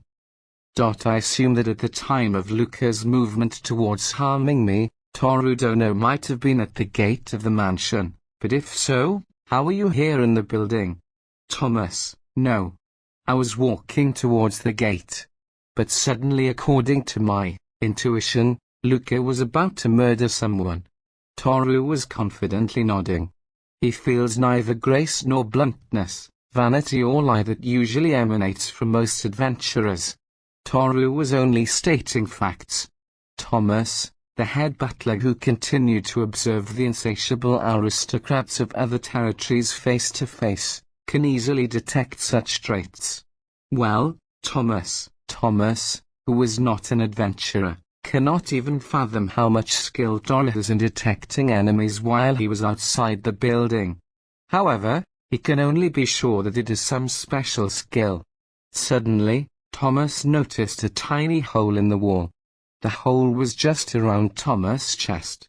When Thomas lowered his head slightly, he saw light from the other side. A tiny hole leads from this room to the outside of the mansion. The hole is just big enough for an arrow to pierce Luca's shoulder. I was saved at the right moment, Thomas. Luca at that time was serious about killing him. If she was not hit, Thomas would definitely have been killed. And if Thomas had been killed, this fact was quite important. Luca would have sowed seeds of problems long-lasting and far-reaching over Finlis. Toru put a halt to Luca's mysterious plan. Both Finlis and I have been saved quite a lot of times, Thomas. Thomas no longer sees Toru as an inferior. On the contrary, he felt that he was one of the indispensable piece for the peace and well-being of Finlis. Thomas, who had previously thought, I'll find a cheaper alternative, is now working his utmost thinking, I'll surely find a house for him. Luca's perspective. Luca, wearing a jet-black robe, stands alone in the shadows of Finlis. Ha. I have lost 3 souls. Luca, by receiving the arrow shot by Toru, the souls of 3 humans that Luca had taken in her body disappeared. The souls became substitutes. I was prepared for when I was going to be fighting an opponent who could potentially kill me. However, I never thought that 3 souls would disappear with just 1 shot on my shoulder. Who is that inferior? Luca, on behalf of the late Philip, I seriously tried to destroy Finlis this time. I was planning on not getting my plan disturbed, unlike Philip. So I set up a strategy considering Toru as someone who is most detrimental to the plan. This was an opponent who cut Philip's soul. The obstacle I consider is not Lily, who is the XP ranker infinite, much less Aaron, who is X rank and the guild master and God's Eye. It was Toru who could reap my soul. I had a powerful sense of smell and knew that Toru was the most dangerous person in Finlis. That's why I decided to operate at the time of Toru's capture of Flare Light Dungeon, where he left the city and wouldn't come back for a certain period. First, I gave the monsters some stocked solution of Flare Light and then released the Silver Wolf to Finlis. Silver Wolves will kill people, and even if a Silver Wolf is killed, the Flare Light in their bellies will burn the buildings and people. Even if the fire alarm is raised and they start extinguishing the fire if the water in the well is mixed with a fire-resistant paralyzing poison, the vaporized poison will be inhaled and the people will fall. Unable to resist, they will either be chewed by a silver wolf or burned to death. The operation went so well that it was looking quite well halfway. Also, by possessing the body of a C-rank adventurer, it was easy to guide people to follow my plan. However, the situation changed after Toru appeared. Originally, Finlis should have fallen by the time Toru returned. But he already came back. It's not because he failed to capture the dungeon. It's just that his dungeon capture speed was more than double that of a normal adventurer. However, I still did not think the plan had completely failed. There was already a large blaze in the center of the city. In addition to that, the air was already saturated with the paralyzing poison. Inferiors will never be able to manage to overcome both. However, Toru managed to sprinkle an excessive amount of holy water and solved both fire and poison in one swoop. It was completely unexpected. I seriously cursed the god who bound such a fate. Do you want to protect this land so much? Luca, however, it is natural that god is desperate. The Great Father sleeps underneath Finlis. The 7th pillar, the King of Gods, who the 6 pillar gods have banded together to seal and erase from history. I don't know what Toru is to God, but he will probably continue to disturb my plans many times in the future. Therefore, I decided to erase Toru. But he has a sword that is coated in divinity. It's a weapon that reaped Philip's soul. If I am cut by that sword, my soul will not be safe. It is dangerous to approach him directly. So I aimed at Thomas. If Thomas dies, Toru, who he had just met, will be suspected first. On top of that, if I hijack the body of one of the maids who work for the Marquis' residence and testify that I saw Toru enter the office, it is certain that Toru will be hung on the gallows. I was careful, and when Toru's presence went out of the mansion, and even if he noticed my murderous intention, I carried out the plan at the perfect moment that might never come again. Despite this, Toru has even prevented the scheme. My miscalculation is that I assumed that Toru had only one terrifying weapon, a sword. If I knew that he has a bow and arrow, no, I wouldn't expect it to be powerful enough to pass through multiple stone walls. Haha. Luca, that arrow pierced Thomas's chest. If my current body didn't belong to a C-rank adventurer, the annihilation of my soul would have been inevitable. Thomas, who had his chest pierced, had received neither a scratch nor bruise. After all, it must be a divine weapon whose main purpose was to exorcise souls. It'll probably hard to know more about it. It seems that there is no choice but to destroy Finlis all at once with earthquake that I prepared in advance. Luca, if I were to deal with Toru, I would have no choice but to blow away the city with an attack from a place he wouldn't predict. I had prepared in the wall of Finlis in advance an earthquake spell, which is the highest level spell within the earth magics. It took several years to prepare. It is such an advanced technique. It's quite the masterpiece I made. If such a technique is activated, earthquake Finlis will surely be destroyed. However, I didn't want to use this magic if possible. This is because the city of Finlis itself has a safeguard for the barrier that seals the king of the gods, destroying the city and slowly reviving the king of the gods. The other pillars put a failsafe on the seal to prevent such an event. It is a system that temporarily strengthens the seal if such a scenario occurs. If I activate earthquake, it is certain that the failsafe will be activated. Once this is activated, I expect that the seal will be enhanced for more than 100 years.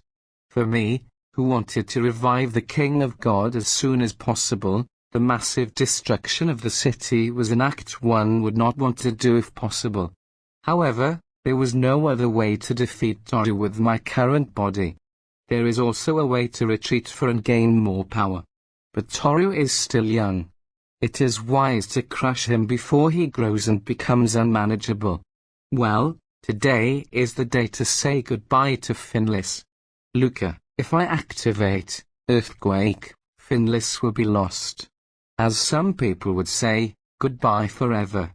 Upon arriving at the wall where the earthquake spell was installed, I felt something was wrong with this spell. The spell is broken? That's impossible. Luca, the spell was perfect.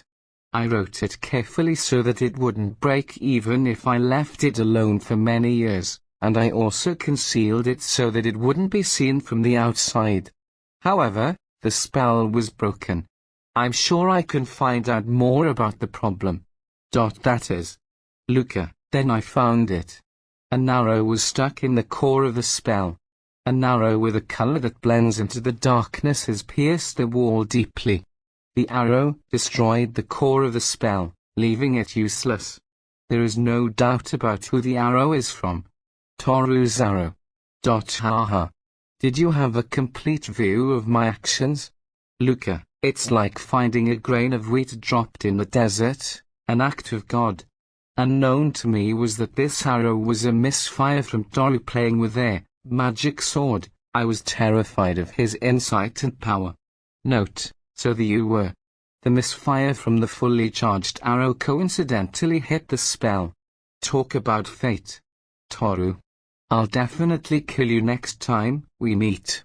Luca, my curse quietly disappeared with Finlis breeze, as the city truly began to regain peace. For now, Chapter 63, afterward to. My desire for a house was passed on to Gaius Finlis. Aaron the guild master said that Thomas had taken a lot of effort to get permission from Gaius. I never really thought I could get a house. I can't thank Thomas enough. That's right. If we have a chance to meet next time, we should thank him a lot. Esther. Yup.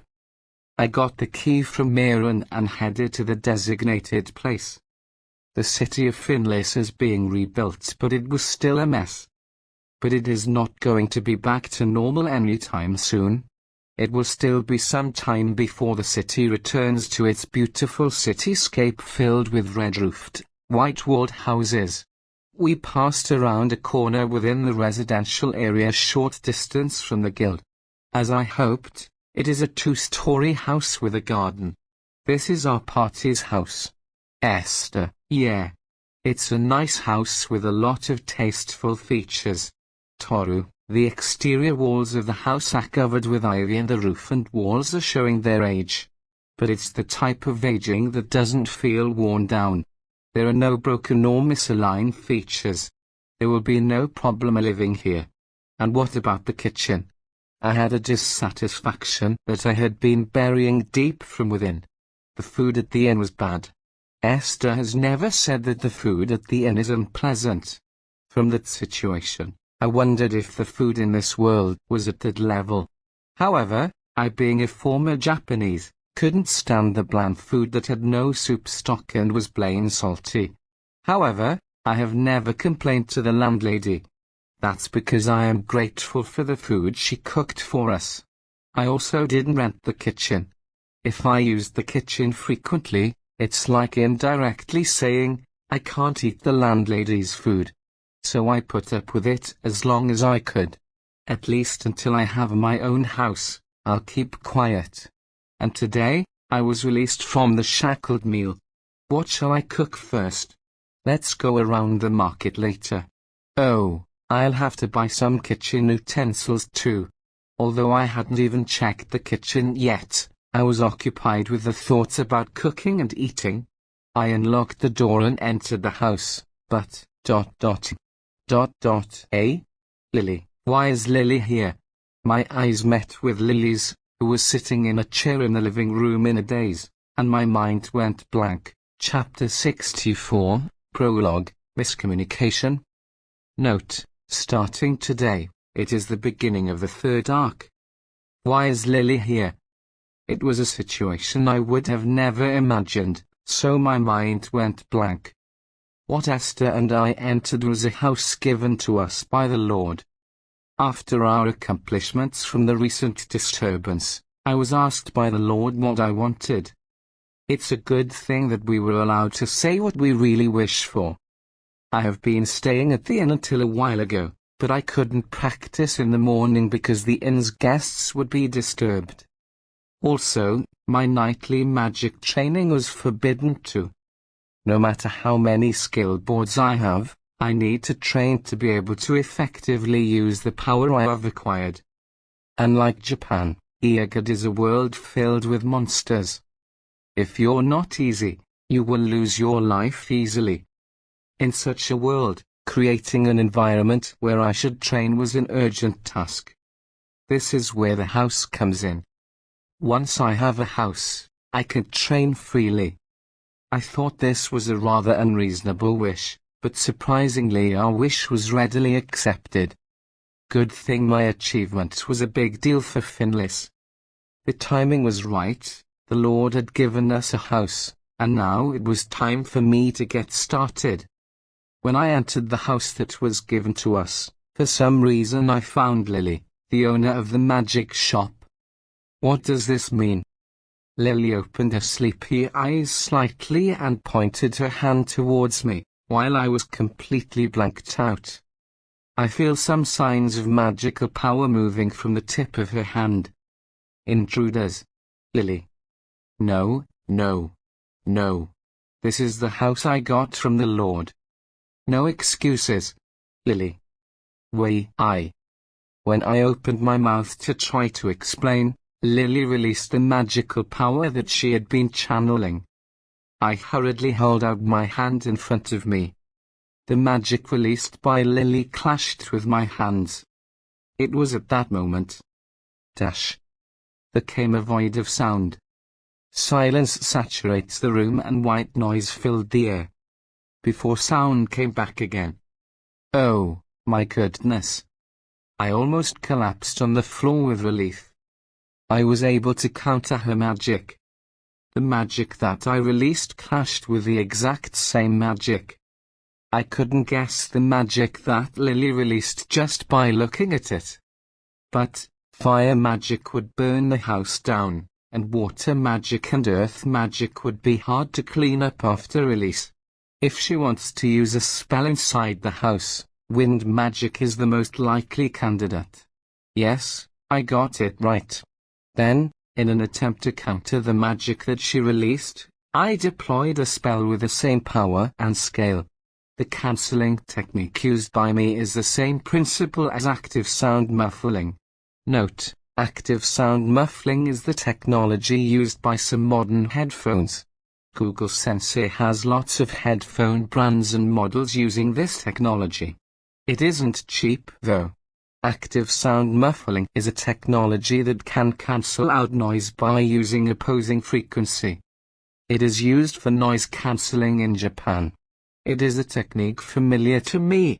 However, I didn't know if the same thing could be done with magic. It might have gone the opposite. but I'm glad I succeeded. In front of me, who has just been relieved, Lily is channeling her magical power again. Wait. Why do I have to wait? Lily, talk. Let's talk. At this point, they would only be attacked unilaterally and the situation would not progress at all. I desperately asked Lily to talk before fighting. I managed to get the aggressive Lily to sit around the table for a discussion. I immediately explained my side, about the reward we received from the Lord. But Lily shook her head. Funny. I bought this house, so this is my house. Lily, but we got this house from the Lord. It was probably a different house. Lily, no, I used this key to get in, so I'm sure of it. With that said, I showed Lily the key to the house. Keys can be duplicated. That's right. But I don't think the Lord gave us a duplicate key. If an adventurer, who has been rewarded for his work, were to receive a duplicate of someone else's house key, it would affect the reputation of the Lord. A decent aristocrat would never allow themselves to do such a thing. Similar to me, Lily also owned a real key. She had bought a new house after her house was burned down in an earlier disturbance. But this is my house. No doubt. Lily, now that there are few houses left, the amount of money to buy a house has jumped significantly. There are tons of buyers for the goods, so the merchants are driving up the price. Lily was stubborn because she was forced to buy an overpriced house. But that doesn't mean I was going to give it away either, saying, yes, I see. This house is a reward given by the Lord. It's a good idea to be able to have a good idea of what has happened. Even though we are speaking to each other, we are not connecting at all. So I proposed. Let's go to the guild for the time being. Guild? Lily, this time around, we have the guild as the intermediary when we receive the award from the Lord. If we go to the guild, you'll know that we got this house legally. I decided to reinforce our own claim for now. Whether Lily was convinced or not, if she went to the guild, we would have a witness. Besides, I was curious about the cause of this situation.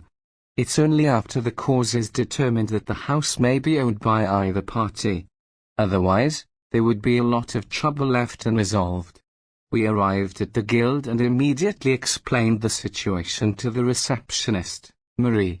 Such a thing. Marie, is the key you gave Toru wrong? Lily, no. This is definitely the key given by the Lord. Marie answered Lily's question. This proved that the key was not given by mistake. Then why? That's right. In this case, would it be okay to have a guild step in?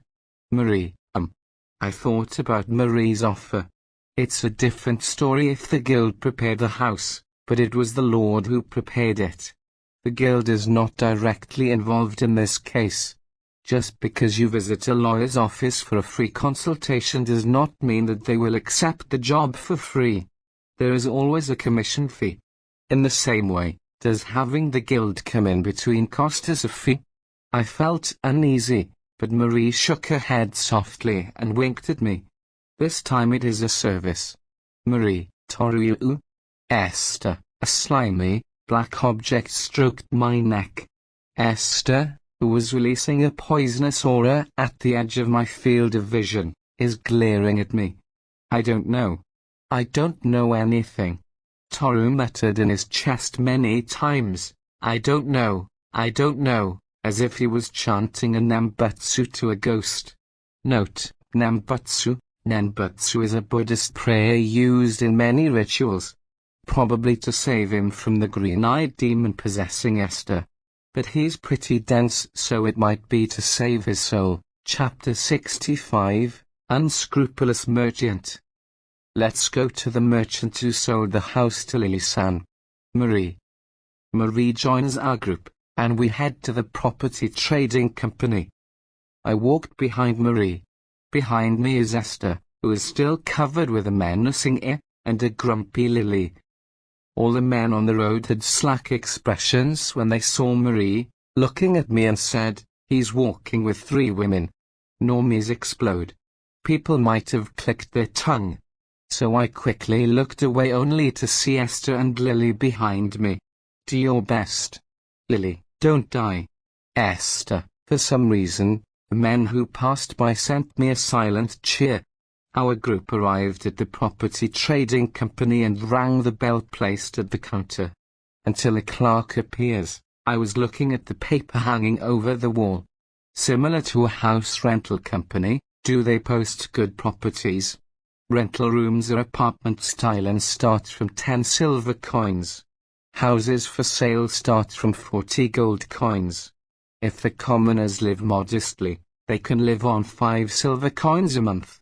With that in mind, 10 silver coins for renting a room is too expensive. The demand is increasing because there was a fire, but isn't it a little too expensive? At that time, a balding man appeared from the back of the store, who appeared to be the owner.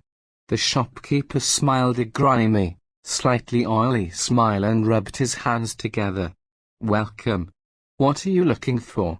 Shopkeeper, I have something to check about the property we recommended to the Lord the other day.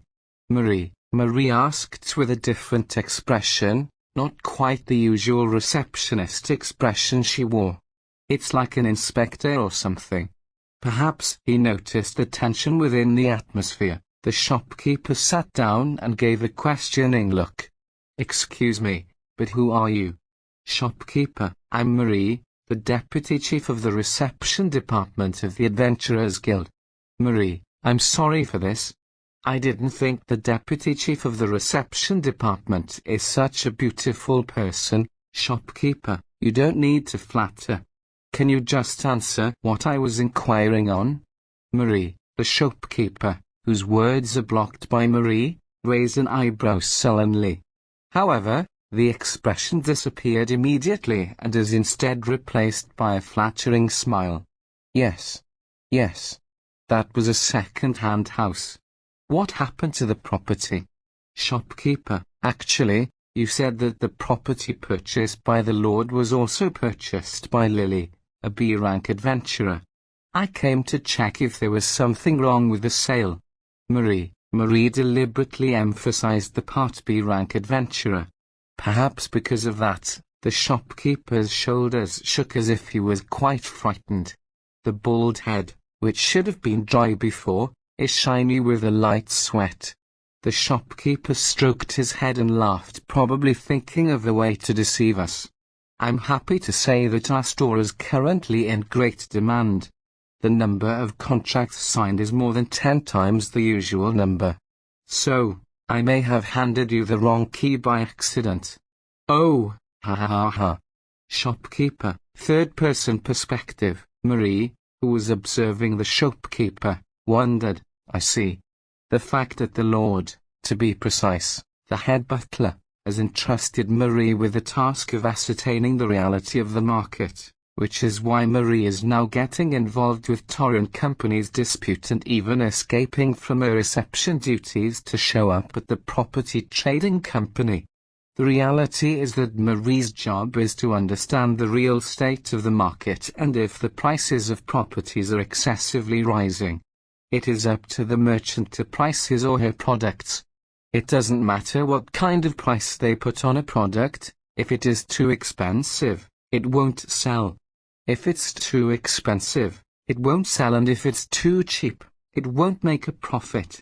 If they don't price their products properly, it will all just lead to the merchants struggling. However, Finless is different now that the fire has happened. The demand for housing has risen significantly, so they can price properties even at eye-popping prices. Naturally, the law doesn't believe that merchants' profits should be curtailed. The more money the merchants make, the more tax revenue he would receive. But as a lord, he would not overlook price hikes that take advantage of people's misfortune and weakness. Because the Lord is now working towards getting the citizens to live the same life as before the fire as soon as possible. The drastic hike in the selling price of the merchants' properties is an obstruction to the Lord's plan on helping a citizen's recovery. investigating the veracity of unjustified price hikes. The guild had received a request from the Lord, of course. However, when Marie actually visited the Chamber of Commerce, she felt somewhat uncomfortable. Investigate the veracity of unjustified price increases. Yes, the guild was tasked by the Lord. However, Marie, who actually visited the company, sensed something seemed fishy. It seems that it's not just about raising the price. There seems to be something else happening underneath. The sense of being a receptionist cultivated over many years makes her realize that this shopkeeper is hiding something. So how should she approach? As Marie was worrying, Toru appeared from the side with a piece of paper. I'm sorry. It's this property. Ah. Marie, when I saw the paper, the shopkeeper's face said, I'm a goner. Marie hurries to see the paper. However, it is property information, and that is not unusual. What on earth did the man react to? As Marie leaned her head, Toru came forward. This property is exactly the same as the one we got from the Lord, but why is it still posted on the for sale bulletin board? No, I just forgot to take it down after I sold it. I didn't actually sell it. Shopkeeper. The shopkeeper shook his head when asked by Toru. Then he hurriedly snatched the paper and tore it to pieces. I'm sorry. I was so busy that I forgot to take it down. Shopkeeper, is that so? By the way, where can I make a duplicate key by the way? Shopkeeper, he didn't answer Toru's question this time. No, he can't answer. The shopkeeper's face is pretty pale. A large amount of sweat was flowing down his forehead. Marie-san, do you know of a place where you can make a duplicate key? Yes, I have some ideas. Marie, oh, I see. With that said, Toru got even closer to the shopkeeper. He spoke near the shopkeeper's ear as if to reveal a secret. How often did you make a duplicate key? If I look it up, I'll know right away. Still, do you want to wait before telling us? Gulp. Shopkeeper, the ones asking are the Adventurers Guild, a B-rank adventurer, and the Lord. You should think carefully about what to do next. Toru's voice was so cold that even Marie, who should have been investigating, had her spine chilled. If his gaze pointed at her, even Marie wouldn't be willing to resist. The results are already out, Marie. As Marie had expected, the shopkeeper confessed to her his crimes one after another. Not only did this store raise the price, but it was also involved in multiple sales of a single property to multiple people. The criminals said they were selling their properties that way, because it was a fun way to make money. The shopkeeper was grabbed by military police called by Marie and taken him to jail. Marie thought while looking at the shopkeeper who is being carted away. Since Toru-san started talking, he's been cornered easily. There isn't much evidence at this point, so the shopkeeper should have been able to deceive us if he wanted to.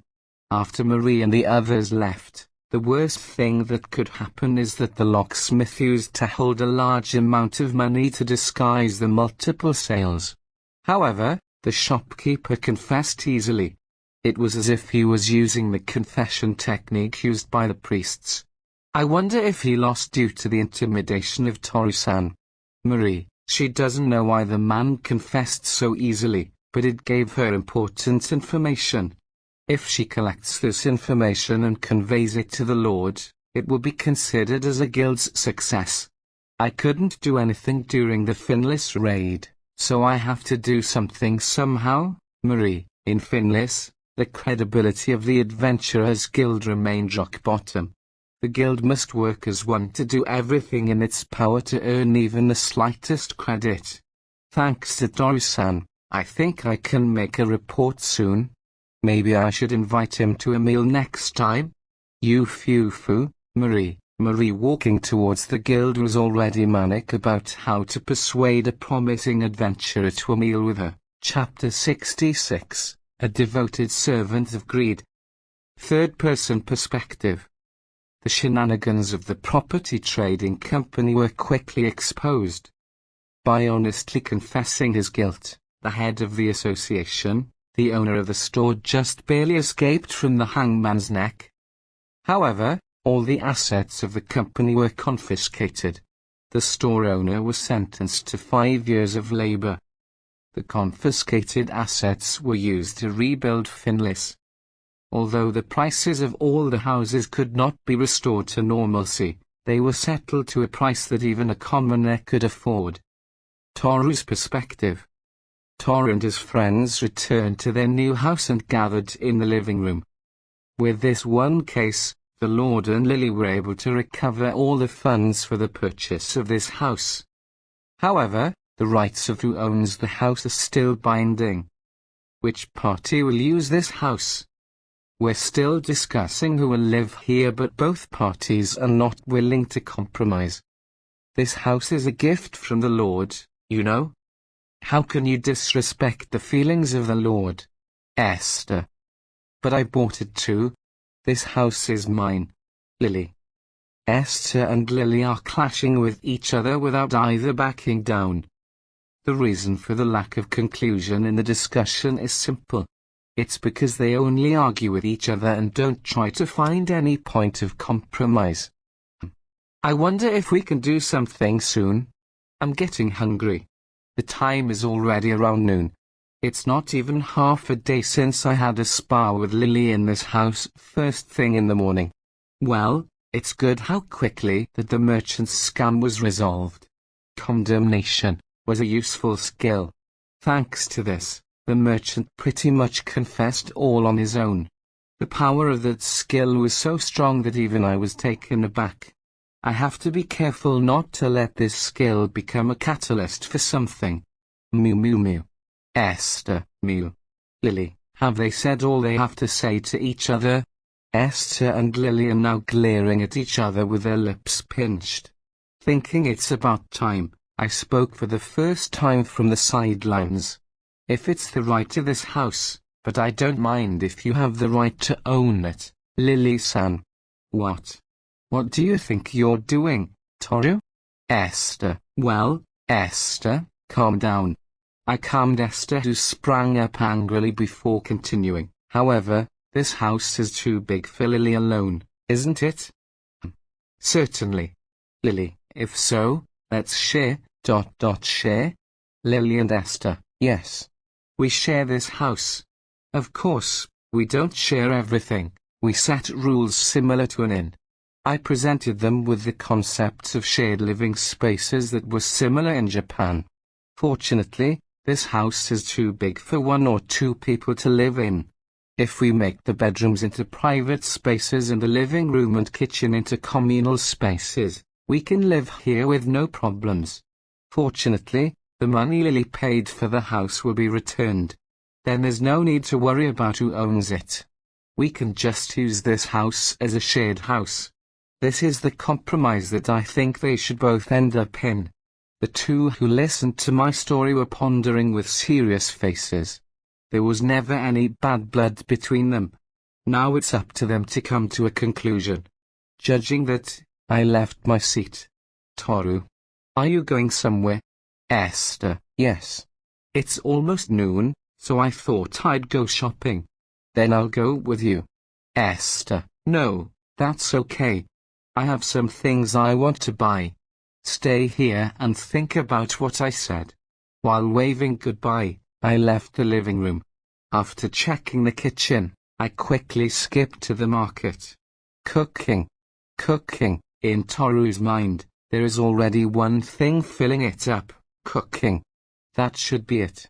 Since visiting Irgud, I had only eaten soup meals. Even if it wasn't delicious, I wouldn't say it was unpleasant, since I faithfully put up with it. But now that I have a house, I don't have to put up with bland food anymore. I'm going all out. I'm going to cook with everything I've got. Kakaku. At my own will, I bought all the ingredients in the market. It doesn't matter how much I can carry. It doesn't matter how much I have, because I have inventory. I'm going to have to go to the store where the kitchen equipment is located. I have a kitchen in my house, but no kitchen utensils. In order to cook, I have to buy a certain amount of utensils. Frying pan, pot, kitchen knife, cutting board. Kyufufu, my eyes sparkle as I gaze at the many kitchen types of equipment. I should not just base on the looks. Whatever it is, I want to use the best tool. I received a large bounty from the guild when I helped in Finlay's crisis. With that money, I bought all sorts of small and large first-class kitchen equipment. Fissure. This is also an amount that can never be carried by one person, but I have inventory. I'm going to have to go back to the house in a hurry after stuffing my dream ingredients and utensils into the inventory, now full of ingredients and kitchen equipment. Chapter 67, Cooking Makes Everyone Feel Better. After returning home, I immediately headed to the kitchen. The entire kitchen was washed once with water supply, and the kitchen utensils stored in their inventory were taken out. Yeah, I'll do it. With a spirited voice, I immediately brought out my skill board. This time, it was not only my first time in this house but also my first time cooking since I came to Eargud. After a month or so of waiting, I had no intention of just waiting by. Tat-tat-tat-tat. Note, tapping sounds. I tapped the screen so quickly that my fingers got blurry. Status: Toru Minasuki. Level: 3031. Race: Human. Primary job: Swordsman. Secondary job: Mage. Rank: 2-3. Skill points: 71,571. Skill points: 571,516. Cooking, obtained. Cooking LV1, Cooking LV Max. There were a few items that had changed since the last time I checked the skill board. Also, when I raised my level to 10, my skill level plateaued. Apparently, the upper limit of techniques is 10. Of all my other skills, this is the one I first maxed out. It's important information, but for today, my only focus is concentrated on cooking. Well, what should I make? I laughed giddily as I take out ingredients from my inventory. Esther's perspective. Both mine and Lily's opinions about who had the right to own a house were exhausted. To me, Toru's proposal didn't seem so bad. I had no objection to having Lily live with us if the house becomes a sort of base for their adventuring. Rather, Lily is a B-rank adventurer and a good senior adventurer. Living in the same house can be beneficial for their adventuring. However, Lily has not yet agreed with the shared living space proposal. Although the murderous air from the past has disappeared, Lily still seems to be far from accepting. What on earth is Lily's problem? Esther. It was then, while I was under deep thought, that the living room was suddenly flooded by an appetizing smell. Toru then appeared in the living room, pulling a serving trolley. Why don't you both have dinner for now? Oh, is that time already? Esther. On the trolley that Toru brought in, there were steaks and soup for all of them on it. Toru carefully laid the food out on the table. The steak and soup in front of me smell more wonderful than anything I had ever smelled before. It was a wonderful smell that stirred my appetite just from the aroma. Could it be that Toru brought all this? Esther. Yes, but I only bought the ingredients and kitchen utensils. I made this dish. Oh, really? Esther. They had everything they needed to eat, such as plates, knives, and forks. It must have cost a lot of money to buy all that stuff. Let me pay for the half later. Esther. No, it's okay. I only bought the dishes and the kitchen equipment because I wanted them. No, but... Esther. Just eat. Let's just eat it while it's hot. I tried to pay him back but was overwhelmed by Toru bulldozing the conversation. I am very grateful that I don't have to spend money, but I am guilty that this is too one-sided. Someday, I have to return it properly, Esther. Yes, I decided on my mind. Then, dig in. At Toru's invitation, I pressed the knife against the steak. Then. What? What's this? It's so soft. Esther. I just pressed the knife to the meat and it was easily cut. And it's not because the knife was sharp. This is something that I realized the moment I put the steak in my mouth. Exclamation mark Esther. The meat was superbly tender. Even if I don't chew, the meat just melts on my tongue. I have never eaten such tender meat. It's not just softness. The taste is also exceptional. I have eaten a variety of meals, but among them, this steak was by far the best. Even the dishes prepared by the top chefs at the royal capital are incomparable. The steaks I've eaten so far seem like they're just soles of shoes. Esther. Such an impression leaked from my mouth. Lily, who ate Toru's food in front of me, is silently eating the steak. It's not that she doesn't feel that it's not delicious. The proof of this is that when I looked at Lily. Lily, note, this is like Lily making a hissing sound. It's like, this is mine. I will not give it to anyone. I'm not going to give it to you, she said, glaring at me with a sharp look in her eyes. You know, Toru. I'm not sure what kind of meat this is. Esther. After the second slice, I blurted it out. I'm not sure if it's because Toru might have stocked up on super high-quality meat. If that was the case, it was indeed hard to let Toru keep quiet about having to foot the bill all by himself. This is the chicken that was sold on the market. Chicken? This is a chicken? Esther. I sat up slightly in surprise. There is indeed a chicken meat-like flavor to it. But it's clearly different from any other chicken meat I've ever eaten. Is it a fairly top-class chicken? Esther. Nope. It's normal chicken that was sold for 20 copper coins. That. Why does it taste like this? Esther. I think it's because I treated the ingredients carefully. I was totally bewildered. Toru's words were unbelievable. Does it taste like this just by treating the ingredients carefully? Once I put down the knife, I took a sip of the soup. It tasted astonishing, too. What is this? Esther. It's salt soup. That's stupid. Salt alone can't make it taste like this. Esther. Yeah, you're right. This is a soup made by adding extra bird bones and vegetable stalks and boiling it to make soup stock. All of Toru's food was excellent. I wouldn't be surprised if the meal about to be served to the king was brought to this house by some mistake. Without a doubt, it was one of the best dishes in the country. I devoured my steak and soup in a frenzy. The next thing I knew, all the dishes that should have been in front of me were inside my stomach. Phew. Esther. A satisfied sigh leaked from my mouth. Could it be that I'm dying tomorrow? Esther. The food put me in quite a blissful mood. Like me, Lily, who was crazy about the food, stared at the ceiling. Toru. Lily. Yes. Lily opened her mouth. If you were in this house, would Toru cook? Lily. Of course.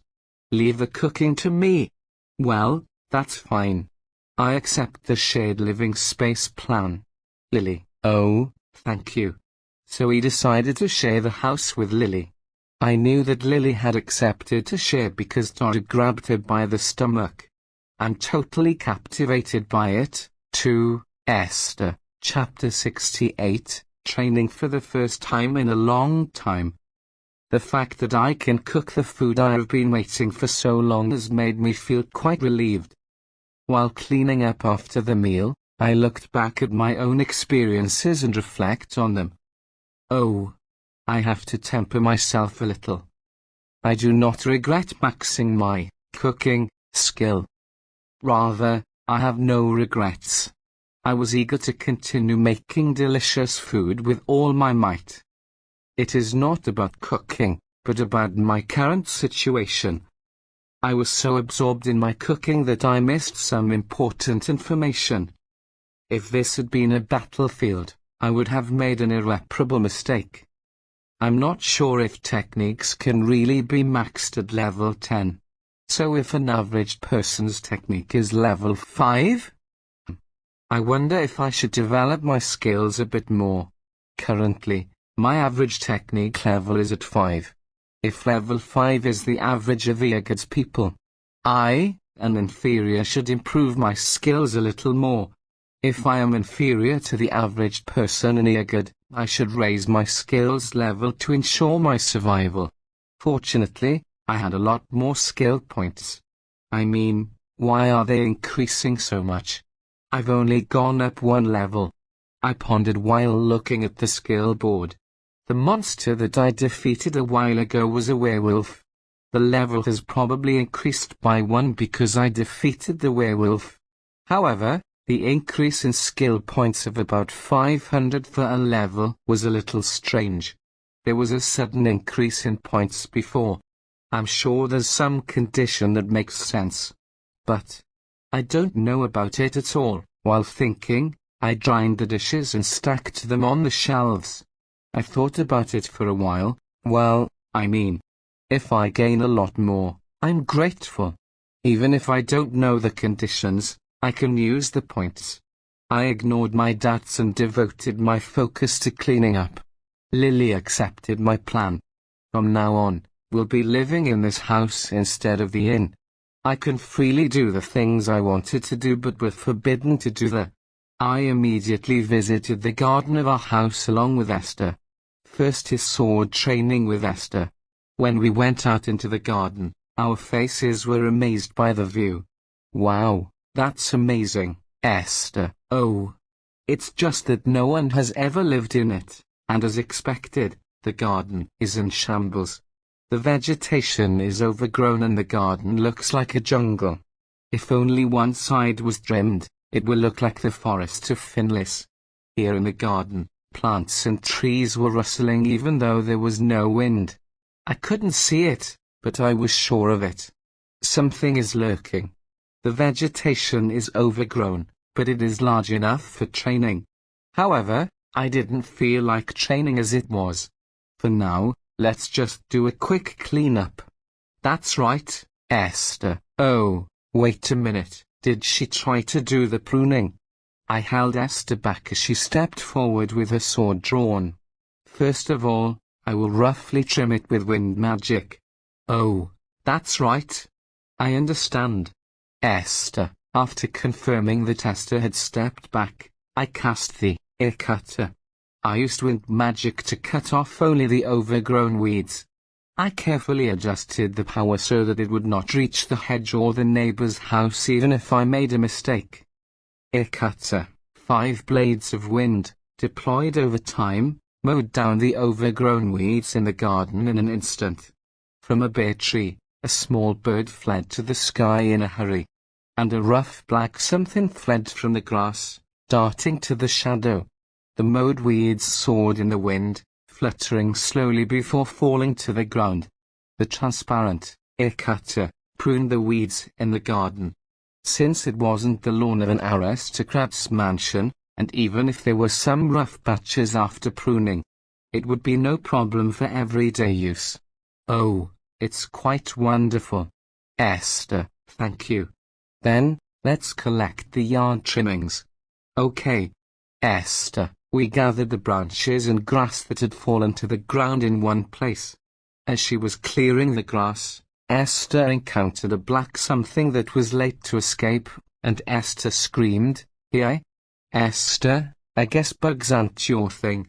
I didn't have an image of Esther as someone having a weakness for anything, so such a sight to her was new to me. The number of weeds and branches that were trimmed off was considerable. A dense pile of trimmings was in the center of the garden. Does Finlis have a ban on burning trash within the city? You're not going to get arrested for burning trash? Esther, I see. In Japan, due to environmental issues, burning garden waste is completely prohibited by the law. When I was a young boy, I used to collect fallen leaves and bake potatoes, but this is no longer possible in present Japan.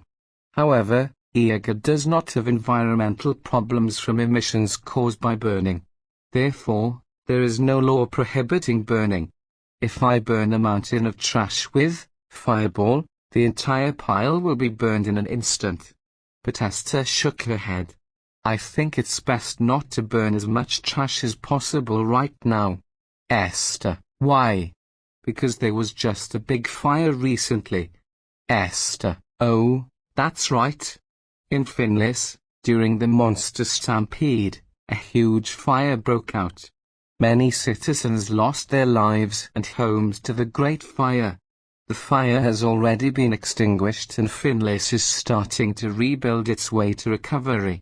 But that does not mean that the wounds of the citizens have all been healed. A wildfire could cause residents to panic if they saw the smoke. Also, it is dangerous for me to use fire magic in the city. I have only been using magic for about a month. If the sparks fly and cause a fire somewhere, I don't want to be responsible for such an act. Let's stop with the burning. It will be helpful if you do so, Esther. Well, what should I do? I wonder if I can just put it in the corner. The pile of plants and trees is quite a bit, but if you pull it to the corner of the garden, it won't get in the way. However, it may become a breeding ground for creatures that are going to be pests. There were even some insects I've never seen before.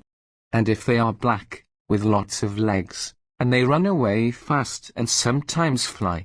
If such a loathsome fellow were to breed here, I would be quite horrified. Also, some insects have poison. It would be better to have nothing that would be a breeding ground for insects.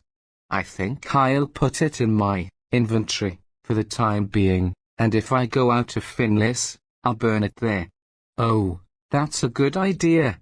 Esther, if that is the plan, all that is left is to store it in their inventory. I put my hand on top of the pile and stored the mountain of weeds in my inventory. Now, let's do it. When I finished storing everything, Esther held out a wooden sword to me.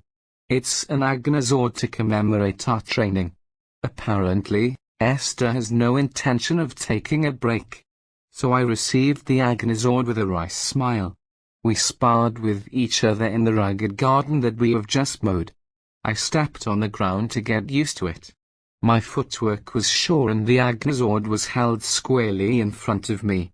At about the same time, Esther also got in position. Well, are you ready, Toru? Esther, anytime. Let's go. Esther, the spirited voice sent a shiver down my spine. Finally, the day had come. We thought it would take a little longer, but we got the house sooner than we expected. From now on, we're free. Free to train. I don't have to care about anyone, and I don't have to worry about anyone getting angry with me. I can do what I want, how I want, when I want. I can train as hard as I want. That's why I greeted Esther's attack with a smile. Chapter 69, Lily's Doubts. Lily's Perspective. I was smiling on the sofa in the living room after the meal. The dish I just ate was the most delicious in my 100+ years of living.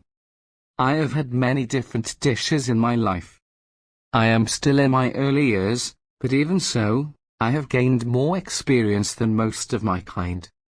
It is not just a matter of how many times I have tried it, it is also a matter of how many times I wanted to try it.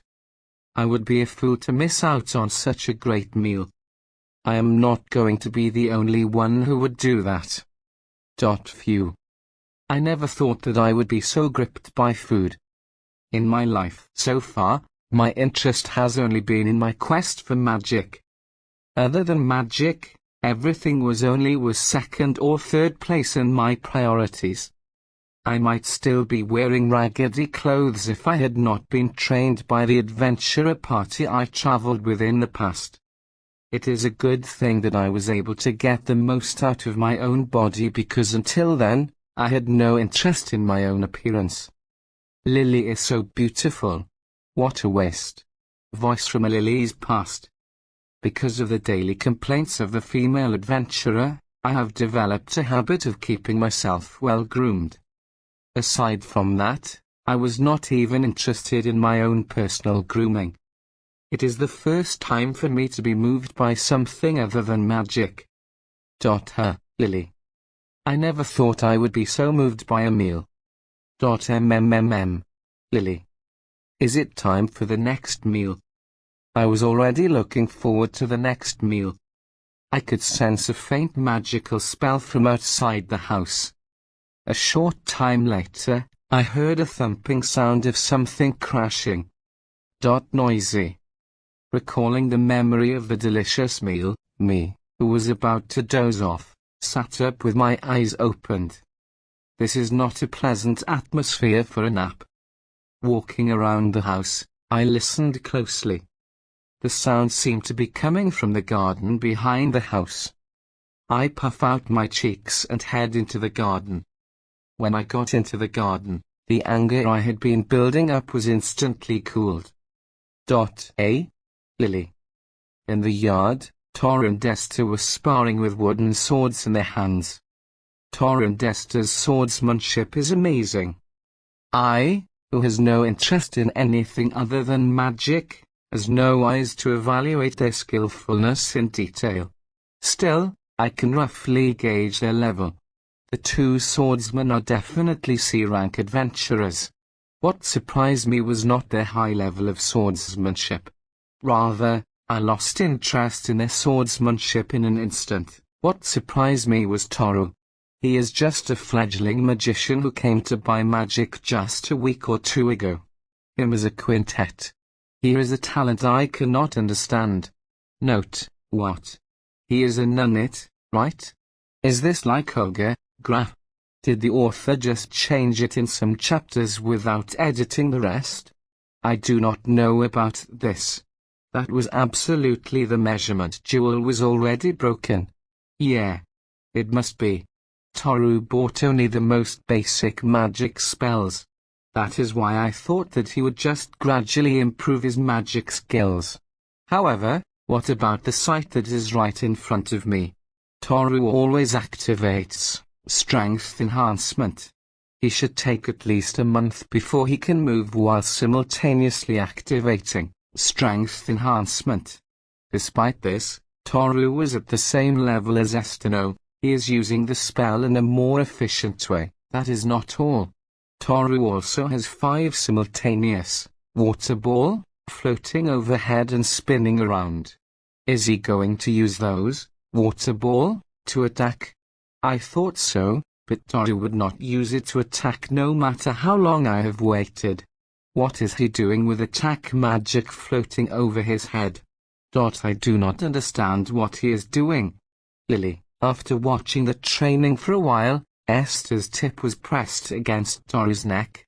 In swordsmanship, they were evenly matched, or Toru might even be a bit higher. However, it seems that Esther has a more refined battle sense. Oh, I have lost again, huh? It cannot be helped, because Toru has not had much time since you came to Eargood. Esther, I would be depressed if I lost to Toru, who has been holding a sword for less than a month. You can still keep losing to me. Esther, no. No. Lily's ears perked up at the end of the sparring match and the conversation between the two fighters while taking a break. Since you came to Eargood? Lily. Oh Lily, you are here. I am sorry I did not notice. Okay, more than that, since you came to Eargood? Lily, that is. Esther made a face as she looked at Toru's reaction. Toru opens his mouth to continue. I am a lost person, eh, Lily? When I was told that he was a lost, I was shocked as I have never been before. Naturally, having lived for a long time, I am well aware of what a lost is like. I have seen many lost people, but all of them deserved to be called inferior. Moreover, there was no exception. A lost person and a quintet. Therefore, proficient with less than a month of practice? Lily, impossible. Lily, a guttural sound came out of my mouth. Then, only a single word followed out of my mouth. I have lived for more than a century. I have never heard of a human being who has mastered magic and has mastered it to a practical level in just a month. The only thing I can say is that that kind person could not be an inferior person. Is Toru really a lost person? Lily, yes, that is what they say.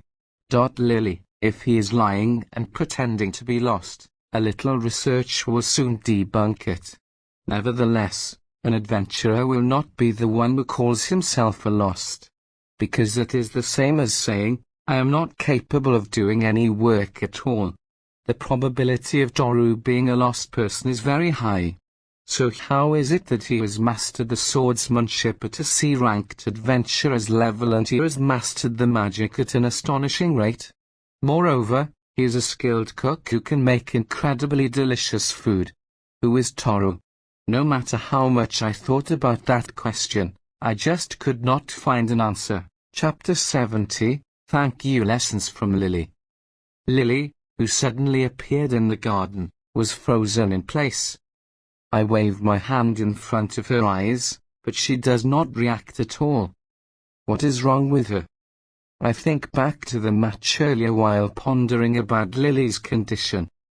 I already have Sword Arts LVL5 and Aikido LVL5, after supplementing my skills using the skill board.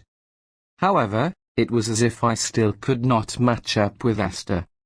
After all, the problem lies in my lack of experience.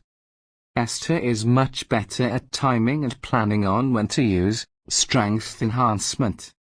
The technique itself is by no means losing. Rather, there were many instances where I was the one with the upper hand. However, I could not completely defeat Esther. I was so absorbed in attacking that I found myself stuck in Esther's tactics and had her sword pressed against my neck. Pulling back can also be part of a battle strategy. It is so hard.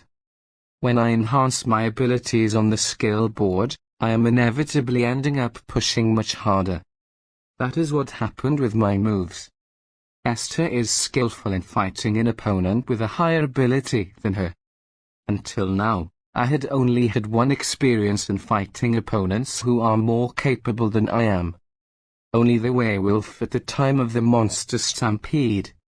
Esther, on the other hand, has an abundance of experience. She does not have a skill board, so she has no choice but to steadily improve her technique. As long as you are weak, all the monsters around you are considered powerful enemies. Moreover, she has to defeat them while standing her ground and avoiding losing her life and being injured. The result of that experience is clearly evident in the form of Esther's victory. I have to work harder. I am called an inferior person, but I cannot help but want to survive in Eargud. I immediately focus my magical power and cast a small magic bullet. There are 3 magic bullets: fire, water, and earth, respectively. All of them spinning overhead. This is training while controlling multi-attribute magic that the previous me was unable to do. Even in the present, a great deal of focus is used to control the magic. Nevertheless, my magic heart is at level 5. It is not as if I cannot do it. It is not because I do not have the technique. This just because this body is not yet accustomed to controlling magic. If this can be done normally, then my control of magic will be raised another notch. While I was desperately controlling multi-attribute spells. What is that? Lily. Lily, who has succeeded in restarting her thoughts, asked me. She looks over my head and has bewilderment written all over her face. They were spinning all the time while you were fighting. Lily. Oh, yeah. This is a bullet-shaped version of the spells. As I said earlier, I am a lost person, so I am not good at controlling magic. What? Really? Lily. Yes. There was no magic in my original world. This is how I use magic to get used to it as quickly as possible. Lily. I do not know why. I am not sure why, but Lily's gaze is becoming stonier and stonier. So I continued on talking, hoping to give a clearer explanation. What I am doing now is using the 3 attributes of fire, water, and earth simultaneously. I thought if I trained while constantly using them like this, I would be able to activate my magic freely even while I am fighting. I see. That is why Toru's movements were so simple. Esther's words made my eyes widen. Well, so? Oh. I guess you were too preoccupied with using magic. If you had not used magic simultaneously, I might have lost. Esther, I see. I think I was moving normally. I just need more practice. Wait a minute. Lily suddenly interrupted our conversation. Her eyes are quite agitated. Did I say something to make her angry? I waited for her next words with bated breath. First, Esther, Lily, yes. Esther, this is not normal. Lily, at this point, she was pointing a finger at me. I cannot understand. Well, is that so? Esther, this is not normal. Lily's words pierced my heart. Do not you think this is not normal? Lily, well, yeah. I did not know much about magic, so I thought this was normal. Esther, not only Lily but also Esther is calling me weird. Both of them are terrible. Usually, you cannot activate magic while fighting. Remember that? Lily, oh. Esther, hey. It is not usually possible. That means, magic LV5 is already pretty powerful. I was just thinking about that. And Toru, Lily, yeah? Being glared at by Lily seems like she has mastered a few skills. I reflexively straightened my back. After all, she is a B-rank adventurer. The pressure from her gaze is great. A large bead of sweat appeared on my forehead as it drips down. Toru is weird. Lily, the person that looks like a young girl has hit me with such words. The impact was so strong I was almost brought to my knees. Normally, you do not do the training out of the blue. Failure is normal. Lily, what did you say? This level should be about right.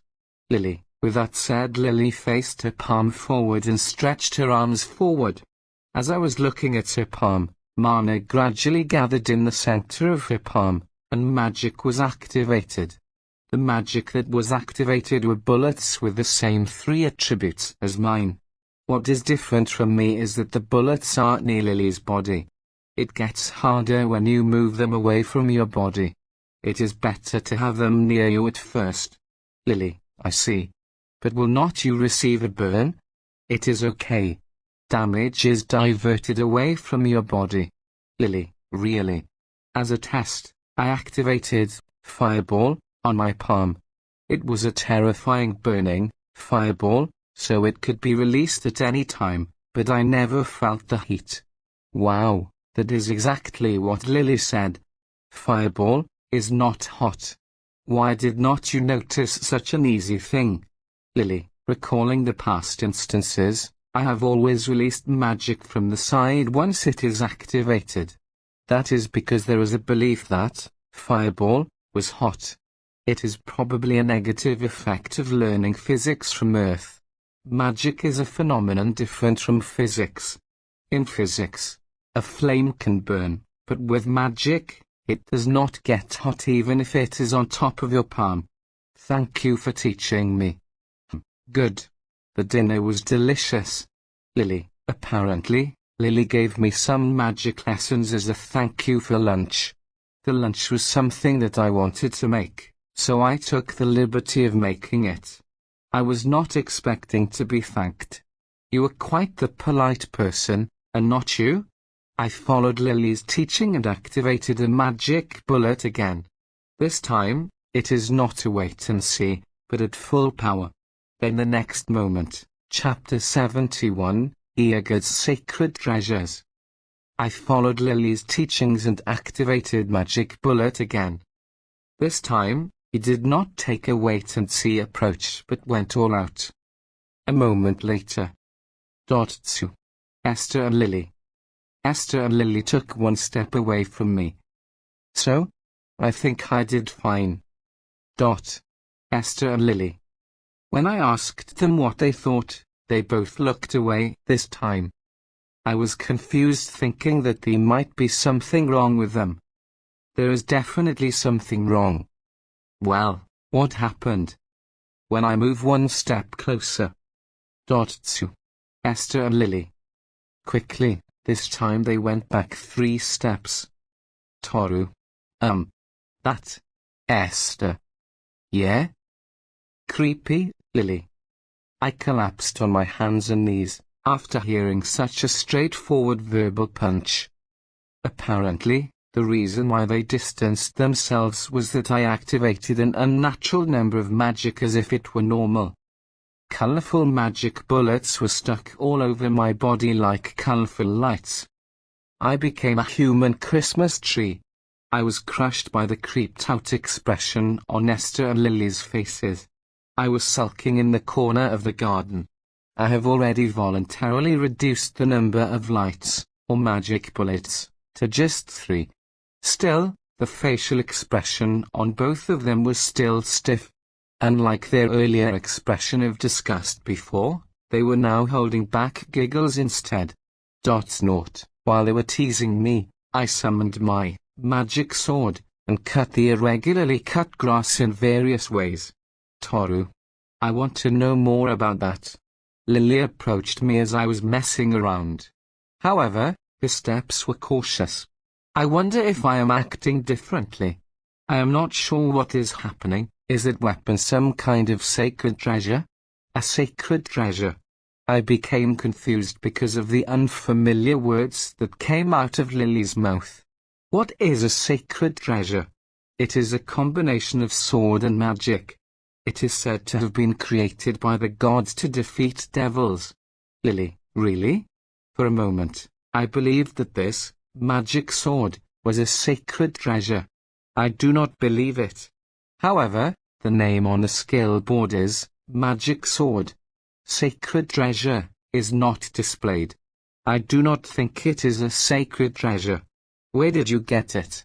Lily. I was a little unsure whether I should be honest or not. However, speaking of how I obtained a magic sword, I must also disclose information on my skill board. I still do not know the whole truth about skill boards.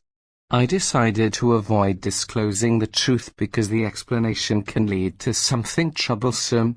I just did when I came to this world. Yes, then it is not a sacred treasure. You can get a sacred treasure by defeating the devil.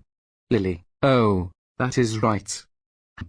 A sacred treasure trove is a weapon that defeats devils. Nevertheless, you have to defeat the devil to get the sacred treasure tool. Devils.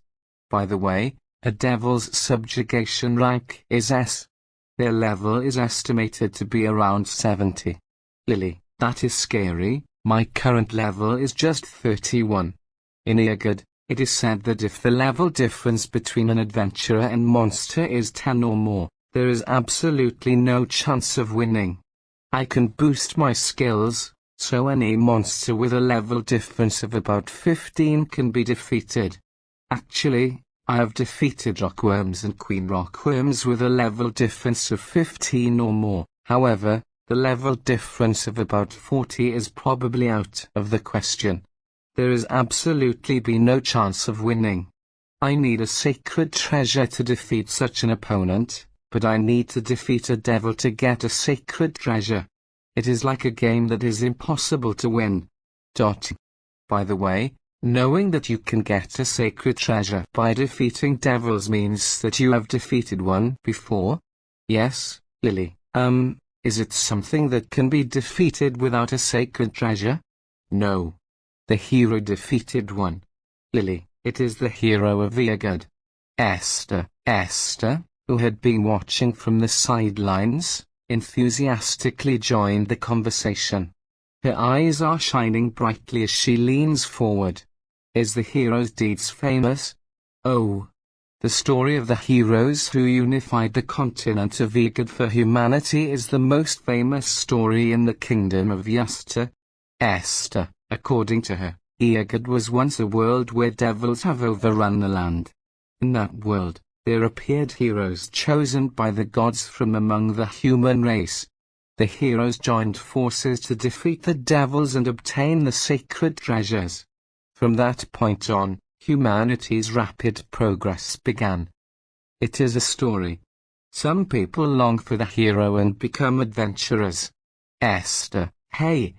Is it the same with Esther? No, I am not. Esther had a slightly lonely look on her face. Nevertheless, it was soon hidden under a smile. Well, that is why the treasures that the heroes obtained by defeating the devil have been passed down to the present day.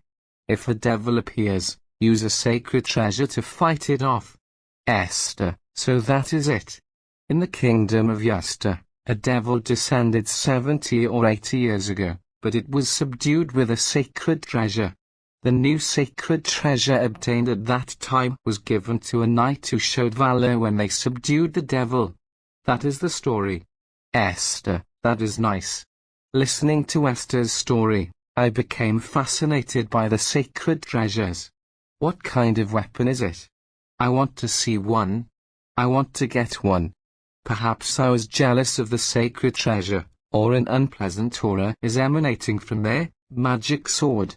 By the way, all the sacred treasures have special powers, and it seems that if you release their powers, you will get enough power to overturn any battle. The power is so enormous, but there are disadvantages.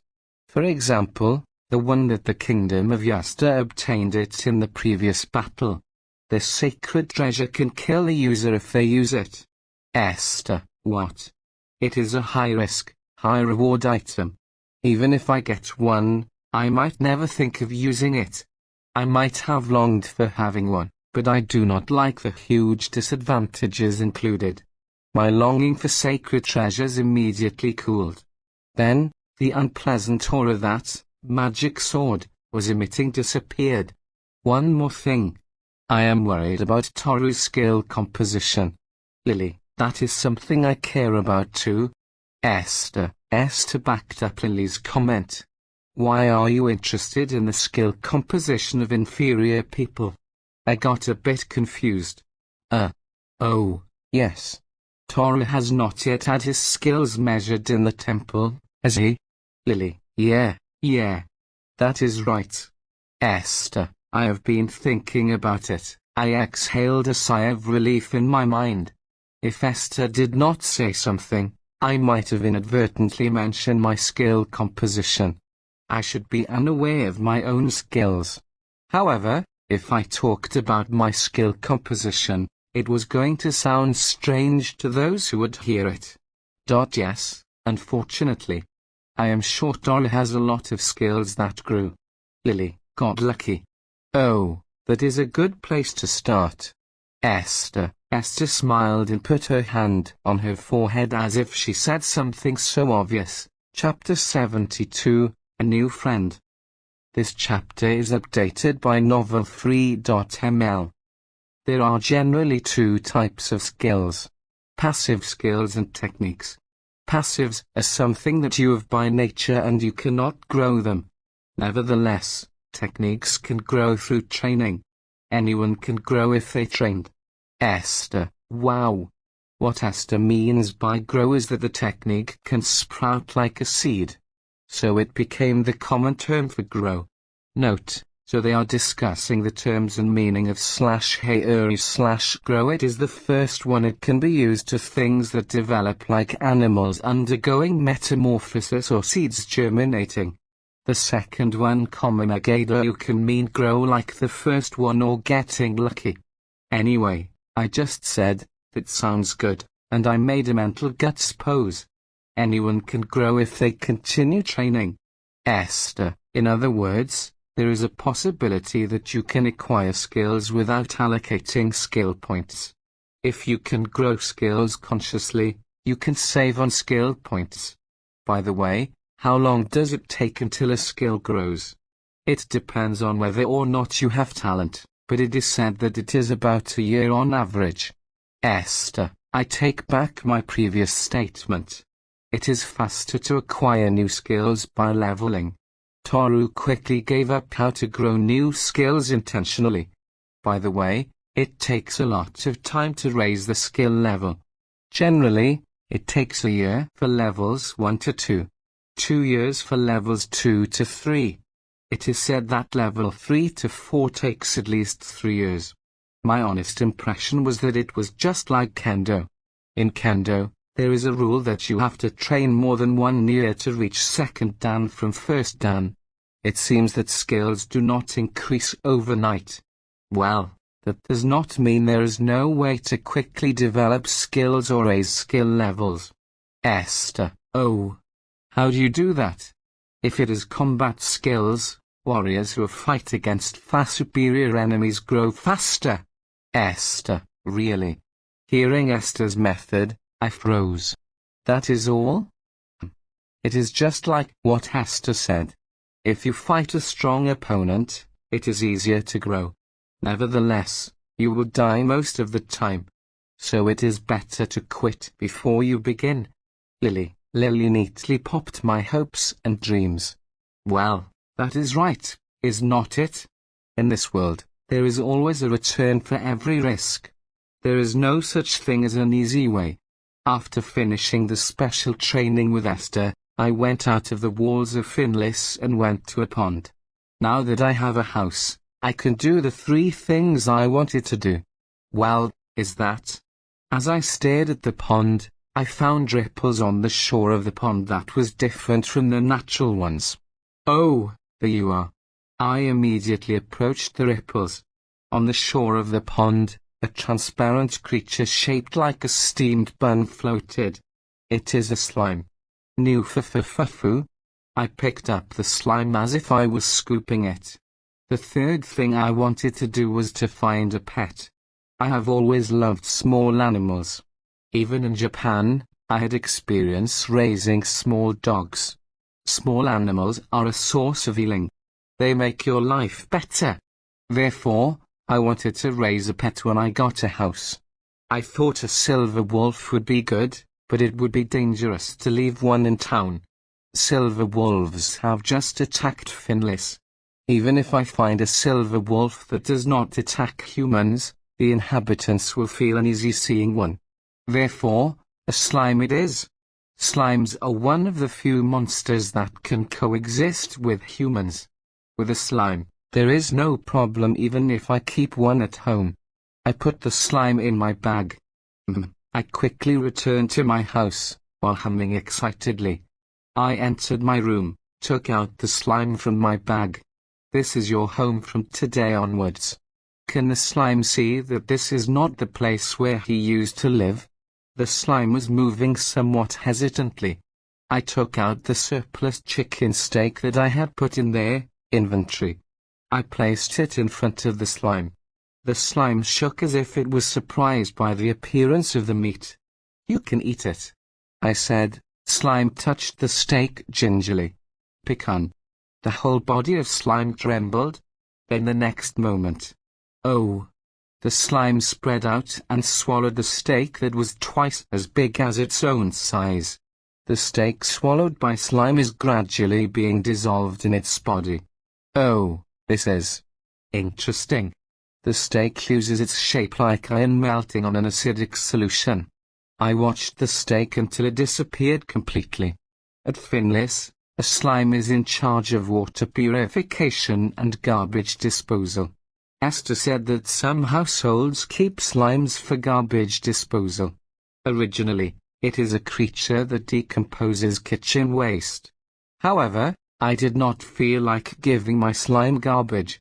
No matter how used this slime is in eating leftover food, it is already family as long as it is my pet. I think that I should feed him the same food as my family. When the steak was fully dissolved, I gave it some steak again. Perhaps he would not be full. Slime had finished the steaks that I had put in my inventory. After finishing the meal, the slime flew with a poyon and got on my lap. I guess giving him the steak made him think that he is a good guy who going to give me good food. I pat the slime's top, which is a little cool. I cannot help but smile completely due to the slime's cuteness. You are Pino from today. Nice to meet you, Pino. Nyan, Pino. Pino stretched its body vertically in response to my words.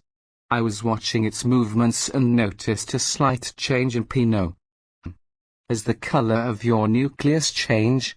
When I caught the Pino, its nucleus had a bluish color. Now it is a little purple. Is it because of the meat? I wonder if the color changes depending on their food. Pino lived in the pond. It was light blue because it was absorbing the water from the pond, and it turned purple because it ate meat. It seems to make sense when you think about it. Nevertheless, why did the meat cause it to turn purple? Meat. Oh, if you mix blue and red, it will turn purple, right? The color of blood mixed in the meat combined with the original light blue nucleus made it light purple. That means, if I feed it various kinds of food in the future, the color will change and it might turn black. A slime with a black nucleus. It seemed to be strong. Moreover, it looks very chony. I made the skill board appear while thinking about Pino's future. Chapter 73, Food is always the best thing. Status. Toru Minasuki. Level, 31. Race, human. Primary job, swordsman. Secondary job, mage. Rank, 3, skill points, 516. My level and skill points increased before and after I saved Finless. My rank has also increased accordingly. This is the second time the rank has risen, including when it changed from level 20 to level 21. Somehow, I can see the rules of ranking up. Rank I is level 120. Rank 2 is 2130. Rank 3 is 31. Is the rank related to the upper limit of one's level? In my case, I acquired limit break, so my rank rose. However, ordinary people do not have a limit break. This is the reason why lost people have not been able to increase their levels. In the same way, good locals also have a level cap, and the limit for each individual may differ depending on their rank. Their rank is a parameter that indicates the upper limit of one's level. I concluded it based on the information available to me. Therefore, I checked each skill. Passives. Complete enhancement +8. Body enhancement +5. Magic enhancement +5. Natural recovery +5. Enhanced resistance +5. Limit break. Stamina +5. Magic +5. Strength +5. Dexterity +5. Agility +5. Intelligence +5. Luck +5. Techniques. Sword Art LV5. Magic Art LV5. Intuition LV5. Intimidate LV5. Thought Acceleration LV5. Magic Grimoire LV4, Chantless Casting LV4. Language Comprehension LV4, Blacksmith LV4. Aikido LV5, Condemnation LV2. Magic Sword LV2, Cooking, Whistling LV4, Mimicry LV5. Taming LV1, Title: Nezu's Servant. Oh. I grew. A skill that I had never acquired before, taming, had suddenly become active. No way, skills can grow so quickly. Esther and Lily said it would take a long time for skills to grow, so I did not expect much. However, I acquired taming. Does that mean I have some talent? They had also said that it would be different if I had a talent, so it probably means I have a talent for taming. As I recall, taming Pinner was not my first attempt at taming. In the forest of Finlis, I halted the silver wolves with just my eyes. In addition, in the dungeon that I went to in the rank up request, I made the silver wolves follow my commands using intimidation. When I lived in Japan, I also had a dog as a pet. These experiences must have influenced my acquisition of taming. The other skills are, well, nothing has changed. The only new skill is taming. I carefully checked the skill board to see if there are any unexpected changes. Note: the skills sumo-related BTW. I mean, this sumo skill series. I wonder if this was also put in by Nezu-sama. If so, that person is too familiar with sumo. There is even a boat-willing ceremony. How can this skill be useful? I cannot think of anything to acquire. After that, I checked the skills from top to bottom, but I could not find any skills that grew naturally. I think I have trained a lot, and I have grown to some extent based on the skill board. Based on common knowledge, the higher the level of the skill, the harder it is to raise. Sword arts and magic arts are already LV5 and already at the middle level. A/N, because the counter maxes out at level 10. Note: the author left a note. Nice. Unless you live in a world where all of your skills are already maxed out, it is not going to be easy to raise the skill level. In Kendo, it took me 31 years of training to go from the 1st to the 8th dan. As Esther said, it takes a lot of training time to improve your skills. However, I can easily raise my skills. I realize once again how amazing the skill board was. By the time I finished checking my skills, the sun was starting to set. Seeing that, I head to the kitchen and started preparing dinner. Lunch was only steak and soup that I could quickly cook. For dinner, I wanted to try a dish that would take a little longer to cook.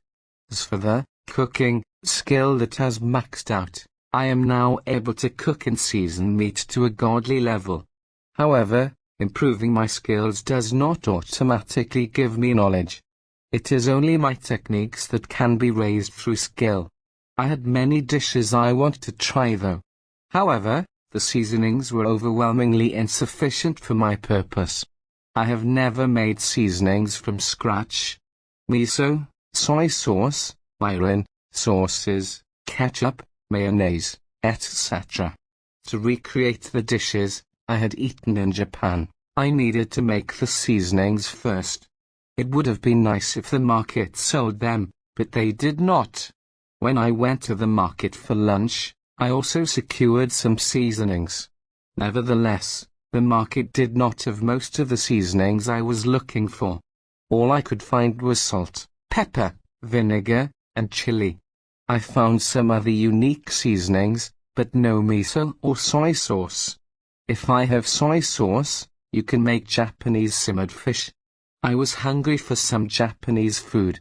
I do not miss Japan, but I miss Japanese food. Unfortunately, even the ingredients for seasonings are not available in Iagud. There is no juke to make miso and soy sauce, which are essential for Japanese food. Note: juke is the starter agent for fermenting miso and soy sauce. No matter how much you boil and mash the beans and add salt, you end up with salted beans. Therefore, it cannot be helped. I left the Japanese food for a while and decided to make some from the seasonings that I could make. First, I will make mayonnaise. I have never actually made mayonnaise before, but fortunately, I know the ingredients: oil, eggs, salt, and vinegar. Therefore, I took out the ingredients from their inventory, and left the rest to my skills to make the mayonnaise. Oh, as expected, cooking. In less than 30 minutes, a bowl of mayonnaise was finished. Is this a little too much? There is no refrigerator in Yogurt, and unpasteurized mayonnaise is quick to spoil. If left at room temperature, it will be spoiled tomorrow morning. The next time I make some, I will try to restrain myself. Now that the mayonnaise is complete, I continued making tartar sauce. Tartar sauce is easy as long as I have mayonnaise. Boil the eggs and add the onions, vinegar, and salt. Originally, I wanted sugar, but I gave up because it was so expensive. Kakaku. While I was making the tartar sauce, I also made the main dish and the side dishes for tonight. I was cooking the food I have been craving for so long, that I became so concentrated during the cooking process. I forgot about everything else. Phew, haha. As the sun began to set, the kitchen was filled with the sound of ingredients being fried in oil and the sound of my laughter. Chapter 74, Nostalgic Flavors. When it was time for dinner, Esther and Lily gathered in the living room without anyone calling them. They had been lured by the smell coming from the kitchen and had gathered there as if moths attracted to a light bulb. When Toru entered the living room, he was immediately met with a strong look of expectation from the two women. They waited in silence. Nevertheless, Toru could clearly hear the words they are not saying. "We've been waiting for you. Hurry up and serve the food." If they asked me, I would not fail to respond. Therefore, I confidently pushed the cot and placed 3 plates on each seat. Lily. "What is this?" Esther. Esther and Lily looked disappointed in the dinner he lined up in front of them. I was unsure about what to do. Wow, I was hoping for a reaction like, "Wow, that is amazing." Nevertheless, I made Japanese food. It was a dish that the eager locals had never seen before, so of course, they are expected to make such a reaction. Another reason for their reaction was the color of the soup, which is not found in the food of Yogurt. The soup is black. Lily. "What is this whitish stuff?" Esther. "I will explain." As if I was a waiter in a first-class restaurant, I bowed politely. Today's dinner will consist of chicken nanban with tartar sauce, azagiru, and fresh salad with mayonnaise. Note: azagiru is a soup made with sea lettuce oza, a broth with tofu and sea lettuce. The dishes that I made are Japanese, except for the salad. Deep frying the leftover chicken from the lunchtime shopping and topping it with tartar sauce completed the famous Japanese dish, chicken nanban. Azagiru is a classic Okinawan soup. When I went to the market, he discovered that sea lettuce was sold at the spice store. In Yogurt, sea lettuce was used as a seasoning. Using the sea lettuce, I made azagiru. Since there is no tofu or soy sauce, it is almost similar to salt soup. However, just by adding sea lettuce, it becomes something like a Japanese soup. Salad is the only food that I have appreciated for its potential since arriving in Yogurt. To bring out its potential, I served it with mayonnaise. The color is disturbing. Is this okay? Oh, no, I do not doubt Toru's skill. But this is a color I have never seen in food. Esther. Lily, it cannot be helped that Esther and Lily are afraid. Different countries have different colors that increase or decrease appetite. The blue cakes often seen in foreign countries stimulates the appetite of foreigners, but it does the opposite on Japanese people. Even on the same planet, the colors that people think look good change when the country changes. This is even more so when the world changes.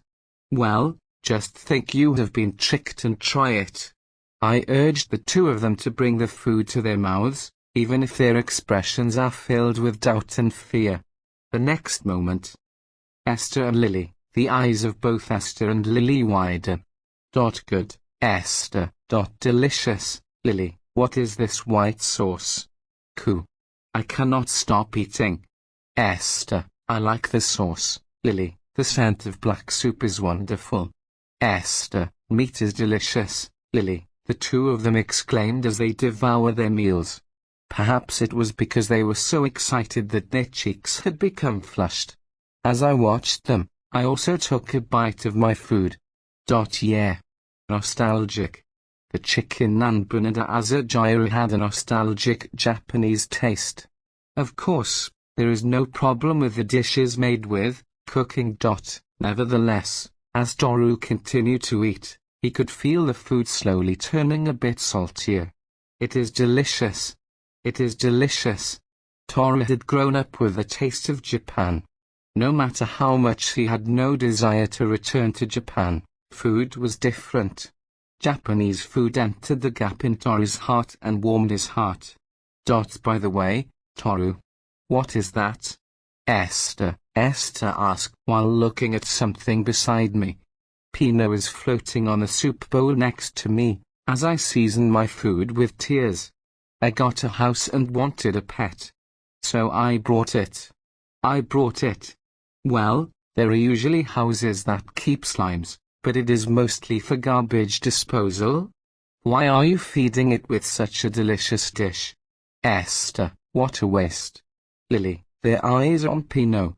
Did it sense some sort of crisis? Pino hurriedly swallowed the chicken nanbun. Pets are my family. Pino is my family. It is normal for families to eat the same food, right? Yes. No, I understand. Esther tried to argue, but closed her mouth and shook her head instead. What a waste. Lily keeps staring at the Pino with a spoon in her mouth. I gave her an extra chicken nanbun. Then Lily threw a sneak peek at Pino as she became obsessed with chicken nanbun. Chapter 75, D-Rank Quest. The next day, I woke up and practiced in the courtyard with Esther. When the practice was over, I made our breakfast. Lily did not come down to the living room when breakfast time came. Apparently, she is not a morning person. After breakfast, each of us got ready for the day ahead. Starting today, we will go on our first adventure after getting a house. Oh, good morning, Lily. Lily. Before leaving the house, I came across Lily. She looked like she had just woken up and she has bad hair. She was just wearing a plain robe. The material was so thin that you could almost see through it. I turned my eyes away, thinking that it would be rude to see too much of her. Good morning, Lily.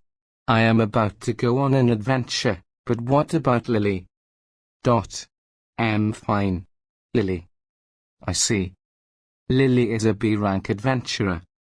It has been a common occurrence that adventurers who had just become D-rank usually are invited or declined. Do I just wait for it, or do I just ask? Esther just nodded her head without any sign of reluctance. Soon we arrive at the guild and immediately head to the bulletin board. From today, we are browsing the D-rank bulletin board. I am so excited to check the requests. Goblin Leader Subjugation 1 silver coin. Kobold Chief Subjugation 1 silver coin. Sunlight Flower Collection 5 silver coins. Oh, as expected, D-rank. The reward is completely different from E-rank. The rewards are all over 1 silver coin. A/N, around 10,000 Japanese yen. That is right, it is D-rank. The fee for completing a request is this price, but it does not include the fee for selling materials. If you include material sales, it will be a considerable amount of money. Esther, I see, the commission fee is indeed inexpensive when you consider that you are putting your life on the scale. However, if you include the price of selling the materials, the reward is more than worth the risk. However, the collection request is different. There is no additional charge for sunlight flower requests other than the request fee. Since the price includes the sales fee, they are giving it a higher reward than subjugation requests. While listening to Esther, I look at every corner of the bulletin board. Oh? Then, I became interested in a certain request. How about this orc subjugation? Orc? Esther had a slightly reluctant look on her face. Subdue 10 orcs, 1 silver coin. I am a little worried about the reward of 10 bronze coins per animal, but I was more interested in the orcs themselves. Do orcs taste good? Taste. Certainly, orc meat is delicious. Esther crossed her arms with her index finger on her chin. But orcs are mostly covered in fat and have few edible parts. In addition to being a hassle to dismantle at the site of the killing, the orcs themselves are so heavy that we can only bring back 1 per killing. Perhaps that is why orc meat fetches such a high price in the market. As an adventurer, orcs are famous for the small amount of material they can be sold for. It is not that you cannot make money from selling meat, but it is not enough to force you to take it back. The difficulty of defeating them is high among the D ranks. The difficulty of killing orcs is high, which is why no adventurer will take on an orc if they have other requests. Esther. I see, I thought. Adventurers earn their living daily. Among the D rank requests, orc seems to be unpopular because it has very few benefits. That is why Esther made a bitter expression. However, I was quite curious. I wondered how good orc meat is. It was a staple in fantasy stories. If I want to take an orc home, there is no problem. I have inventory. No matter how much I hunt, I do not have to worry about our return trip. I also think that our fighting power can match orcs. I have already defeated the C-rank Queen Rockworm and the C-rank Werewolf. I was confident that if it were just a D-rank oak, it would be okay as long as a large number of them did not surround us. If that was the case, then it was time to get moving. I lined up at the reception desk with a request for monarchs. Oh, so we are going with orcs after all. Esther's shoulders sagged in defeat. Apparently, she does not want requests that have low rewards. Yes, I do. I am sure you will love dinner. That is. Esther. When I said that, Esther's face warped in confusion. However, gradually her eyes began to shine. Apparently, she could not resist the temptation of food. After the reception, we passed through the east gate and headed for the northern part of the Finlace forest. However, at that time, Esther must not have thought that she would be in an unexpected situation. Today was my first visit to the northern part of Finlace Forest. I used to go to the Finlace Forest itself, but we have only visited the forest beyond the south gate. The forest of Finlace is separated from the south and north by a river. It is a small river, only about a meter wide, but the monsters that appear at the border between the two rivers vary greatly. In the shallow southern part, goblins and silver wolves appear. On the north side of the river, large creatures such as orcs and trolls appear. It is still unclear why the monsters that appear just beyond the river are different. However, thanks to this boundary, novice adventurers are lucky enough not to encounter strong enemies. While listening to Esther's lecture, we are now entering the northern part of Finlace Forest. The appearance of the forest is the same as on the south side. The visibility is poor and it is difficult to walk. I am always on the lookout for surprises, but so far my intuition has not picked up any signs of monsters. I think I walked quite a bit, but how often do orcs appear? I heard that they come out even on the shallow areas of the forest. Esther, I did not know that. Should we try going a little deeper? If you go too deep, you will get lost, and more importantly, there is a chance that strong monsters will appear. And besides, this forest is in the demon's territory. Esther, demon territory? Demons. This is the first time I have heard the word demon, and it intrigued me. A demon is a classic race that appears in the fantasy genre. As a fantasy race, they are often equated with evil. In addition, most of the time, they do not get along with humans. Demons are one of the races that live in Eargod. They have developed control organs to suppress their extremely amounts of magic power. Esther, control organs? The most common are horns. Others have crests on their bodies. Esther, wow. So they are in conflict with humans? No, I do not think so. I would not say we get along well, but we are not bad. It is just that we are from different countries. There is just a certain sense of separation between us. Esther, I wondered if that was the case. If you ask a Japanese person if they like the Commonwealth of St. Kitts and Nevis, the majority of their opinion will be that they neither like nor dislike it. It is the same here. It takes a few days to get to the border if you walk, but be careful. If you cross the border without being screened, you will be detained without question. You cannot make an excuse and say you did not know. Esther, got it. Toru reminded himself not to go too deep into the forest of Finlis. However, I suddenly thought, come to think of it, what country did that village where Lid lived belong to? Lid, the original owner of the body, lived in an unnamed village in the depths of the forest. Esther said, it will take several days to reach the border if we walk, but what if we run? After leaving the village, I ran through the woods with all my might to get used to my body. As expected, even then, it was highly unlikely that I would have reached the border. However, it might have been a village along the border. Also, the village is located in the middle of a forest where monsters live. Why would anyone live in a place like that? As I recall, there were many strange things about the village. As he was thinking about it, my intuition caught a hint of a monster. Esther, I have got something coming from up ahead. Roger that. Esther, as soon as she said that, Esther drew her sword. A blade that looked as if it was glistening appeared. It is a special mithril sword made by me. It is always beautiful to look at. Despite admiring the sword, I summoned my own magic sword. Around the time I was ready, a monster appeared, with sounds footsteps coming from the depths of the forest. Chapter 76, Momo. Momo. Bui. Bummo. Bummo. Huge. My honest impression leaked out from my mouth. What appeared was a bipedal monster that was probably 2 meters, 6.5 feet, long.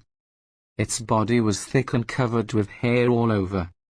At first glance, it might have looked like a brown bear, but its face was closer to that of a pig. Orc. The monster noticed us and raised its voice. The squeal was exactly the same as that of a pig. Toru. That is an orc. Esther. No, is not it too big? Rockworms of the same D-rank subjugation were smaller. I am sure they are considered huge as well, though. Is the orc really a D-rank subjugation target? That is right, Esther. Is that it? Yeah.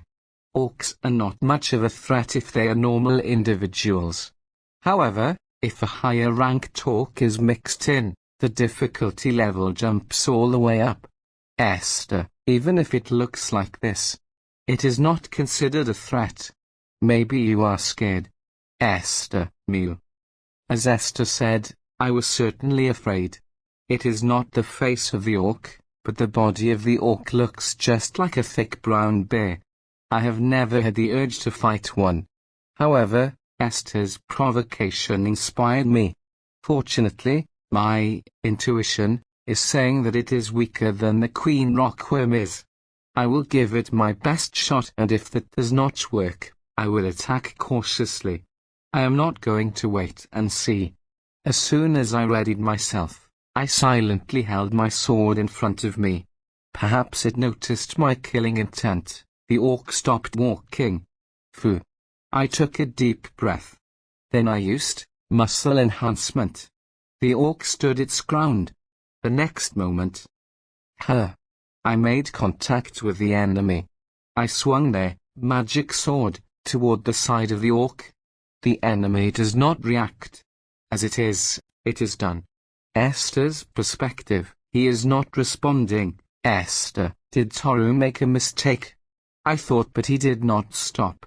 Sweep in, 3, magic sword, slashes, and dash out. Is it done? Esther, the next moment after Toru retreated. The orc fell to the ground in pieces, spewing red blood. When I saw the dismembered orc, I felt my face tensed up. Toru's perspective, Toru. Is not it overkill? Esther, yeah maybe, haha. I laugh wryly. Indeed, as Esther says, it is probably overkill. However, a monster with a body like a brown bear appeared. I overestimated the power of the orcs because I remember the fact brown bears are the strongest land beast in Japan. I currently do not yet have the power to accurately measure the ability of the other party. It is foolish to underestimate your opponent and receive a counterattack, but it is just as foolish to overestimate your opponent and do an overkill. If I trash the monsters with overkill moves, I will not be able to get the materials I want. Accurately measuring an opponent's ability and killing them efficiently. This is a necessary ability for any adventurer. I should adjust properly.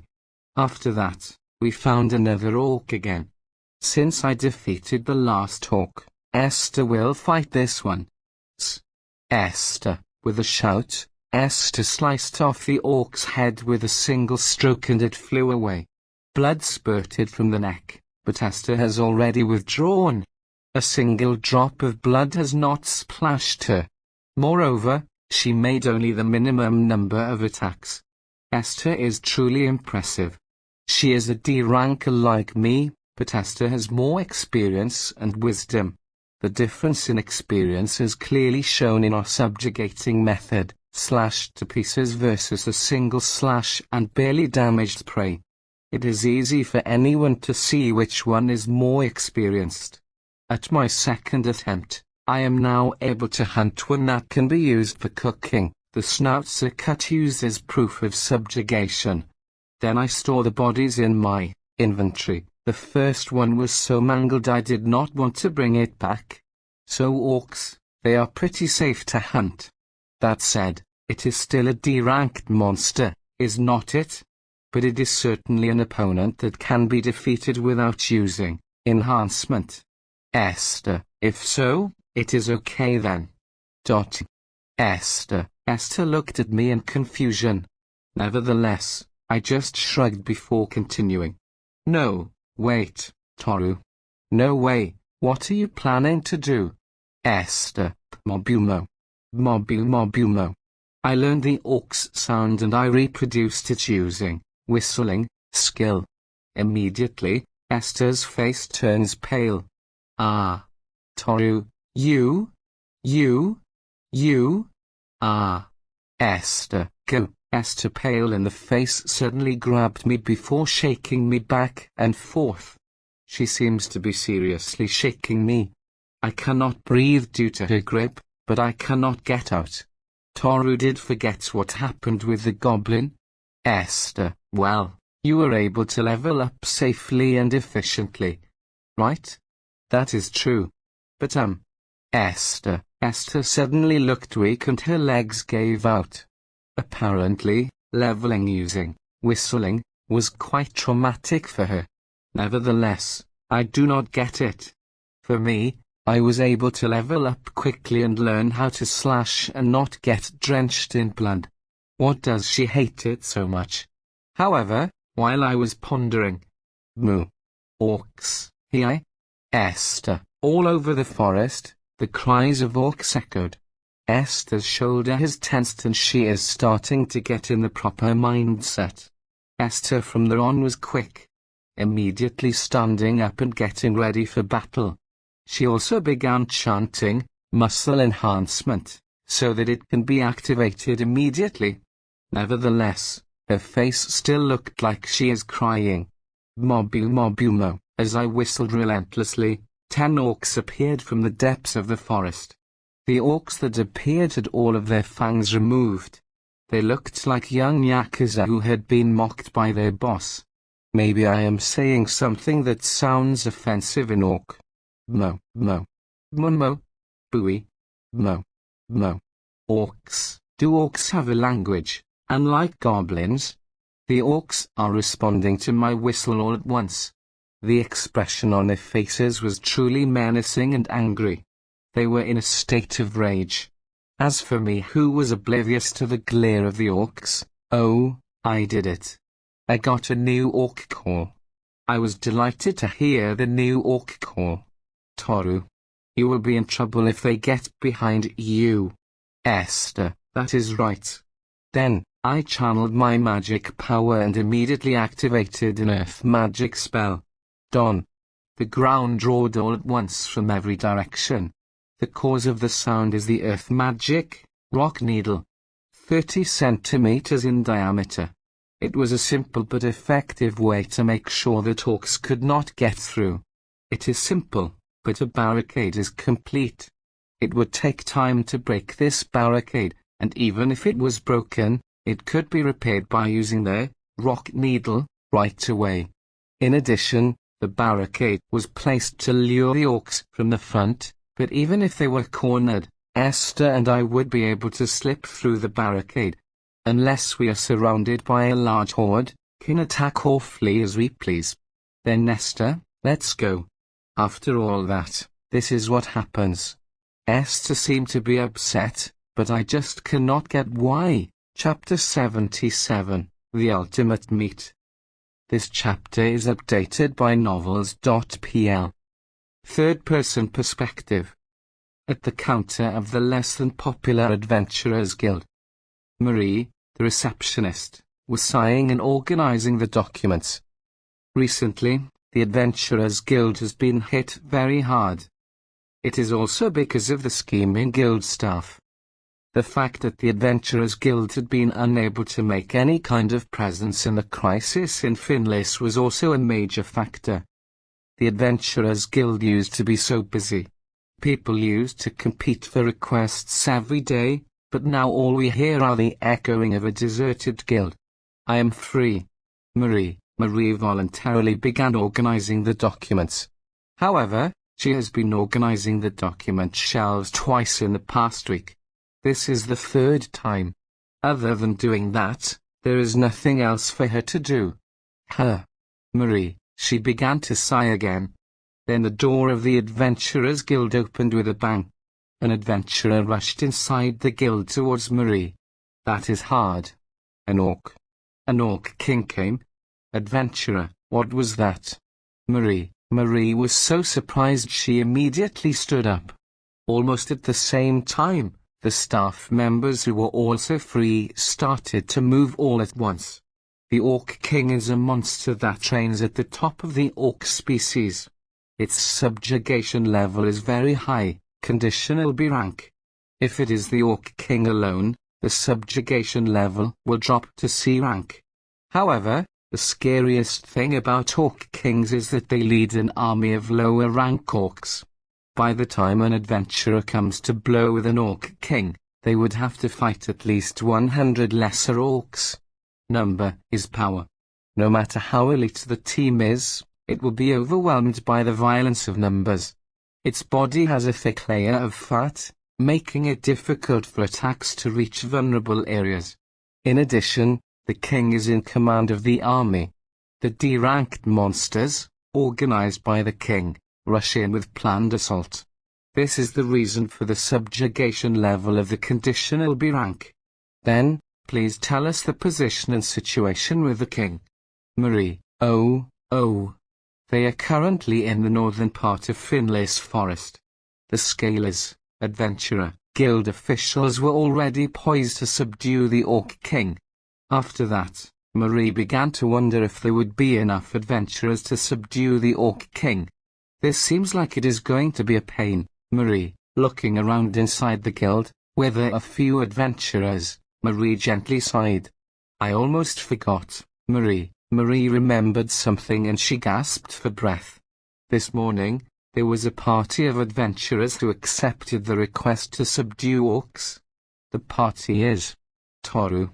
They are in danger, Marie. Toru's perspective, Mabumo, Bu Ibui. When I whistle, the orcs gather in an interesting fashion. Is my whistling imitating their calls a very unpleasant word to orcs? The orcs that gathered all came at me with bloodshot eyes. I carefully disposed of the orcs one by one. In the beginning, Esther was wielding her sword while screaming and complaining, but now she has become very quiet. She was like an artisan putting a platter of sashimi on a conveyor belt, slashing away at the orcs with a dead-eyed look in her eyes. She was able to defeat the orcs with the minimum of force, without making wasteful moves. I am also now able to defeat the orcs with almost no effort. At first, he totally botched in killing the first 5 orcs, but now they are reaping their lives in an instant without damaging the orcs. At first, they often fail to instantly kill the mixed and fairly muscular individuals. Now, however, I am able to make slight adjustments, and no longer fail to kill due to individual differences. The reason for my improvement in killing orcs is that I learned how to get around them by mimicking Esther while observing her fighting style. Moreover, my movements became lighter. I think I leveled up a lot. My lighter movement is probably due to me leveling up. However, at present, I do not have time to check the skill board. I am looking forward to seeing how much it went up later. Bui, bu, I bui, mu. Orcs. Esther. The orcs went wild as soon as I whistle. Esther looks at me with apathy, but I do not care. Right now, leveling up is my priority. And meat. Defeat the orcs and store the corpses in their inventory. I can store them once they are dead, but I cannot store the living ones. Inventory was effective in confirming if the orcs were dead or not. How many days' worth of meat is this? When Toru was defeating the orcs with excitement, intuition suddenly caught a strong presence. Esther. Ah. Esther. Did Esther feel its presence? Her dead fish eyes were now glaring at the depths of the forest. Her eyes were now sharp and focused. Still, our bodies keep moving. If we do not move, we are going to be crushed by orcs. After defeating the orcs, a huge orc appeared from the depths of the forest. The leader. Do you know about it, Esther? No, I do not know about it either. Esther. If Esther does not know it, then it is a rare variant. Rare and strong variants are a treasure trove of experience points. My spine shivered. Okay, let's beat that. No. Toru, I understand how you feel, but first, we should do something about the orcs in front of it. Esther, in front of the huge orc. Ordinary orcs are in front defending it. Even if we are continuously defeating them, there is no sign that they are decreasing. Oh, that is fine. Therefore, I changed the form of magic sword. Pulling the string of the magic bow and release it. Half a second later, an arrow flew from the bow. The next moment, Sakatsu. Note, a piercing, cracking sound. An arrow is now piercing the huge orc's forehead.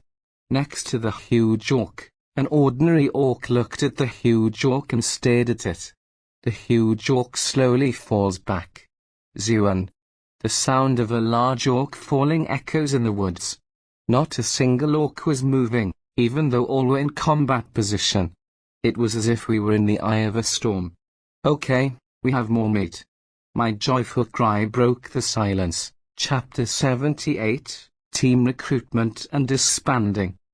Third-person perspective. Before nightfall, the Adventurers Guild was filled with an uneasy atmosphere. Inside the building, many adventurers had gathered for the first time in a long time. The adventurers who had gathered there were not there to accept requests or to report on the completion of their quests. They were called together by the guild staff through their network. 31 adventurers have gathered. An Orc King subjugation unit consisting of 7 parties have been established. When the sun goes down, the Finless Gate will be closed off. Therefore, tomorrow will be the start of the subjugation quest. However, before that, a proper strategy meeting must be held. As long as there is a king, the orcs will cooperate. If a plan cannot be finalized, the adventurers will suffer the consequences. I wonder if the Orc King will be in the same place tomorrow. Marie was worried about that fact. Of course, she is worried that the adventurer will be hurt during the battle with the Orc King. The adventurers who are capable of defeating the Orc King are an important part of the Finless Adventurers Guild.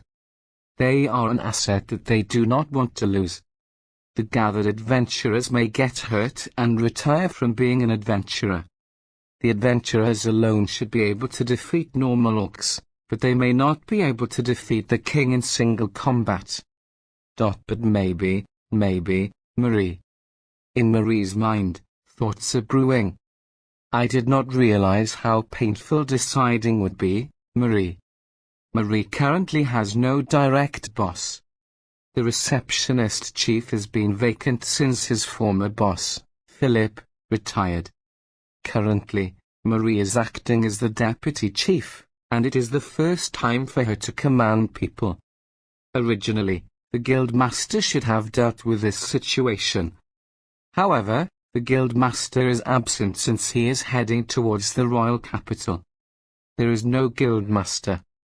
There is no chief with authority and practical experience. Currently, only Marie has the authority to move people in the guild. There was also the option of not making a move and wait until the guild master returns. However, after hearing the news of an Orc King's appearance, Marie could not help but soldier on. The Adventurers Guild is an organization that deals with situations where knights and guards cannot move. They are an independent force that quickly responds to situations where it takes time for other public and private forces to move. If there is a disaster-class monster, the Orc King in front of them, and no one can immediately respond, it is the duty of the Adventurers Guild. If something goes wrong, I have to take responsibility. Oh, I wonder if there is a rich and kind man who would hire me somewhere and pamper me, Marie. It was at this moment that Marie, unable to bear the stress of leading 31 adventurers, retreated into her delusions. Then 2 adventurers entered the guild's entrance. Toru-san, Marie. The adventurers who entered were Toru and Esther. Both had headed out to subjugate orcs since morning. I am glad. He is alive, Marie. Marie is relieved. Toru walked towards the counter with a cheerful stride. Esther following behind him, of dead fish eyes.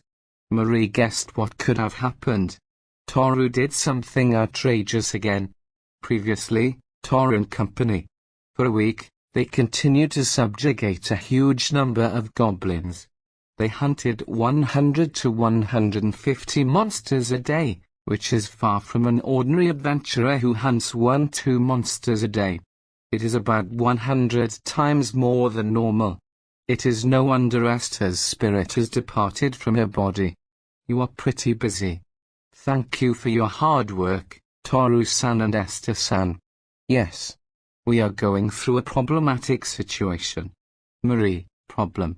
Toru began to look uneasy. Maybe I should report the completion of the request later? No, we will confirm it. I am sorry. Can another staff member take charge for a bit? Marie, originally, Marie wanted to be the one confirming the request. Confirmation of requests is the only opportunity to engage with an adventurer. What was the point of working as a receptionist if she was going to miss out on the company of promising adventurers? Now Marie has to explain the situation to the adventurers of the Orc King subjugation team. Unfortunately, she did not have the time to talk to Toru. Well, do you buy orc meat in the guild? Yes, we do. I have heard that orc meat is very tasty. However, orc meat is famous for its limited edible parts. If you need meat, it would be better to just dismantle it. Marie: oh, that is okay. We have secured a lot. Toru laughed so carefreely, it seemed that he was truly happy. Marie's heart is enamored by his smile. However, a thought immediately dawned on her. A lot? Marie: it is a line that if it came out from an ordinary adventurer nobody would think it is strange. However, Toru has a horrible record. That sack of ears still appears in my dreams. Marie's spine crawled as she remembered the bag of goblin ears splattered with blood all over. If he had defeated a lot of orcs. Advertisements: Marie, where should I get this confirmed? I will do it. Marie: I will do it. Please, all subjugation parties wait a moment. Marie is getting a bad feeling from this. Marie followed her intuition and invited Toru to the counter. Is this okay? Marie, the ear sack all over again. This time, not the ears, but snouts.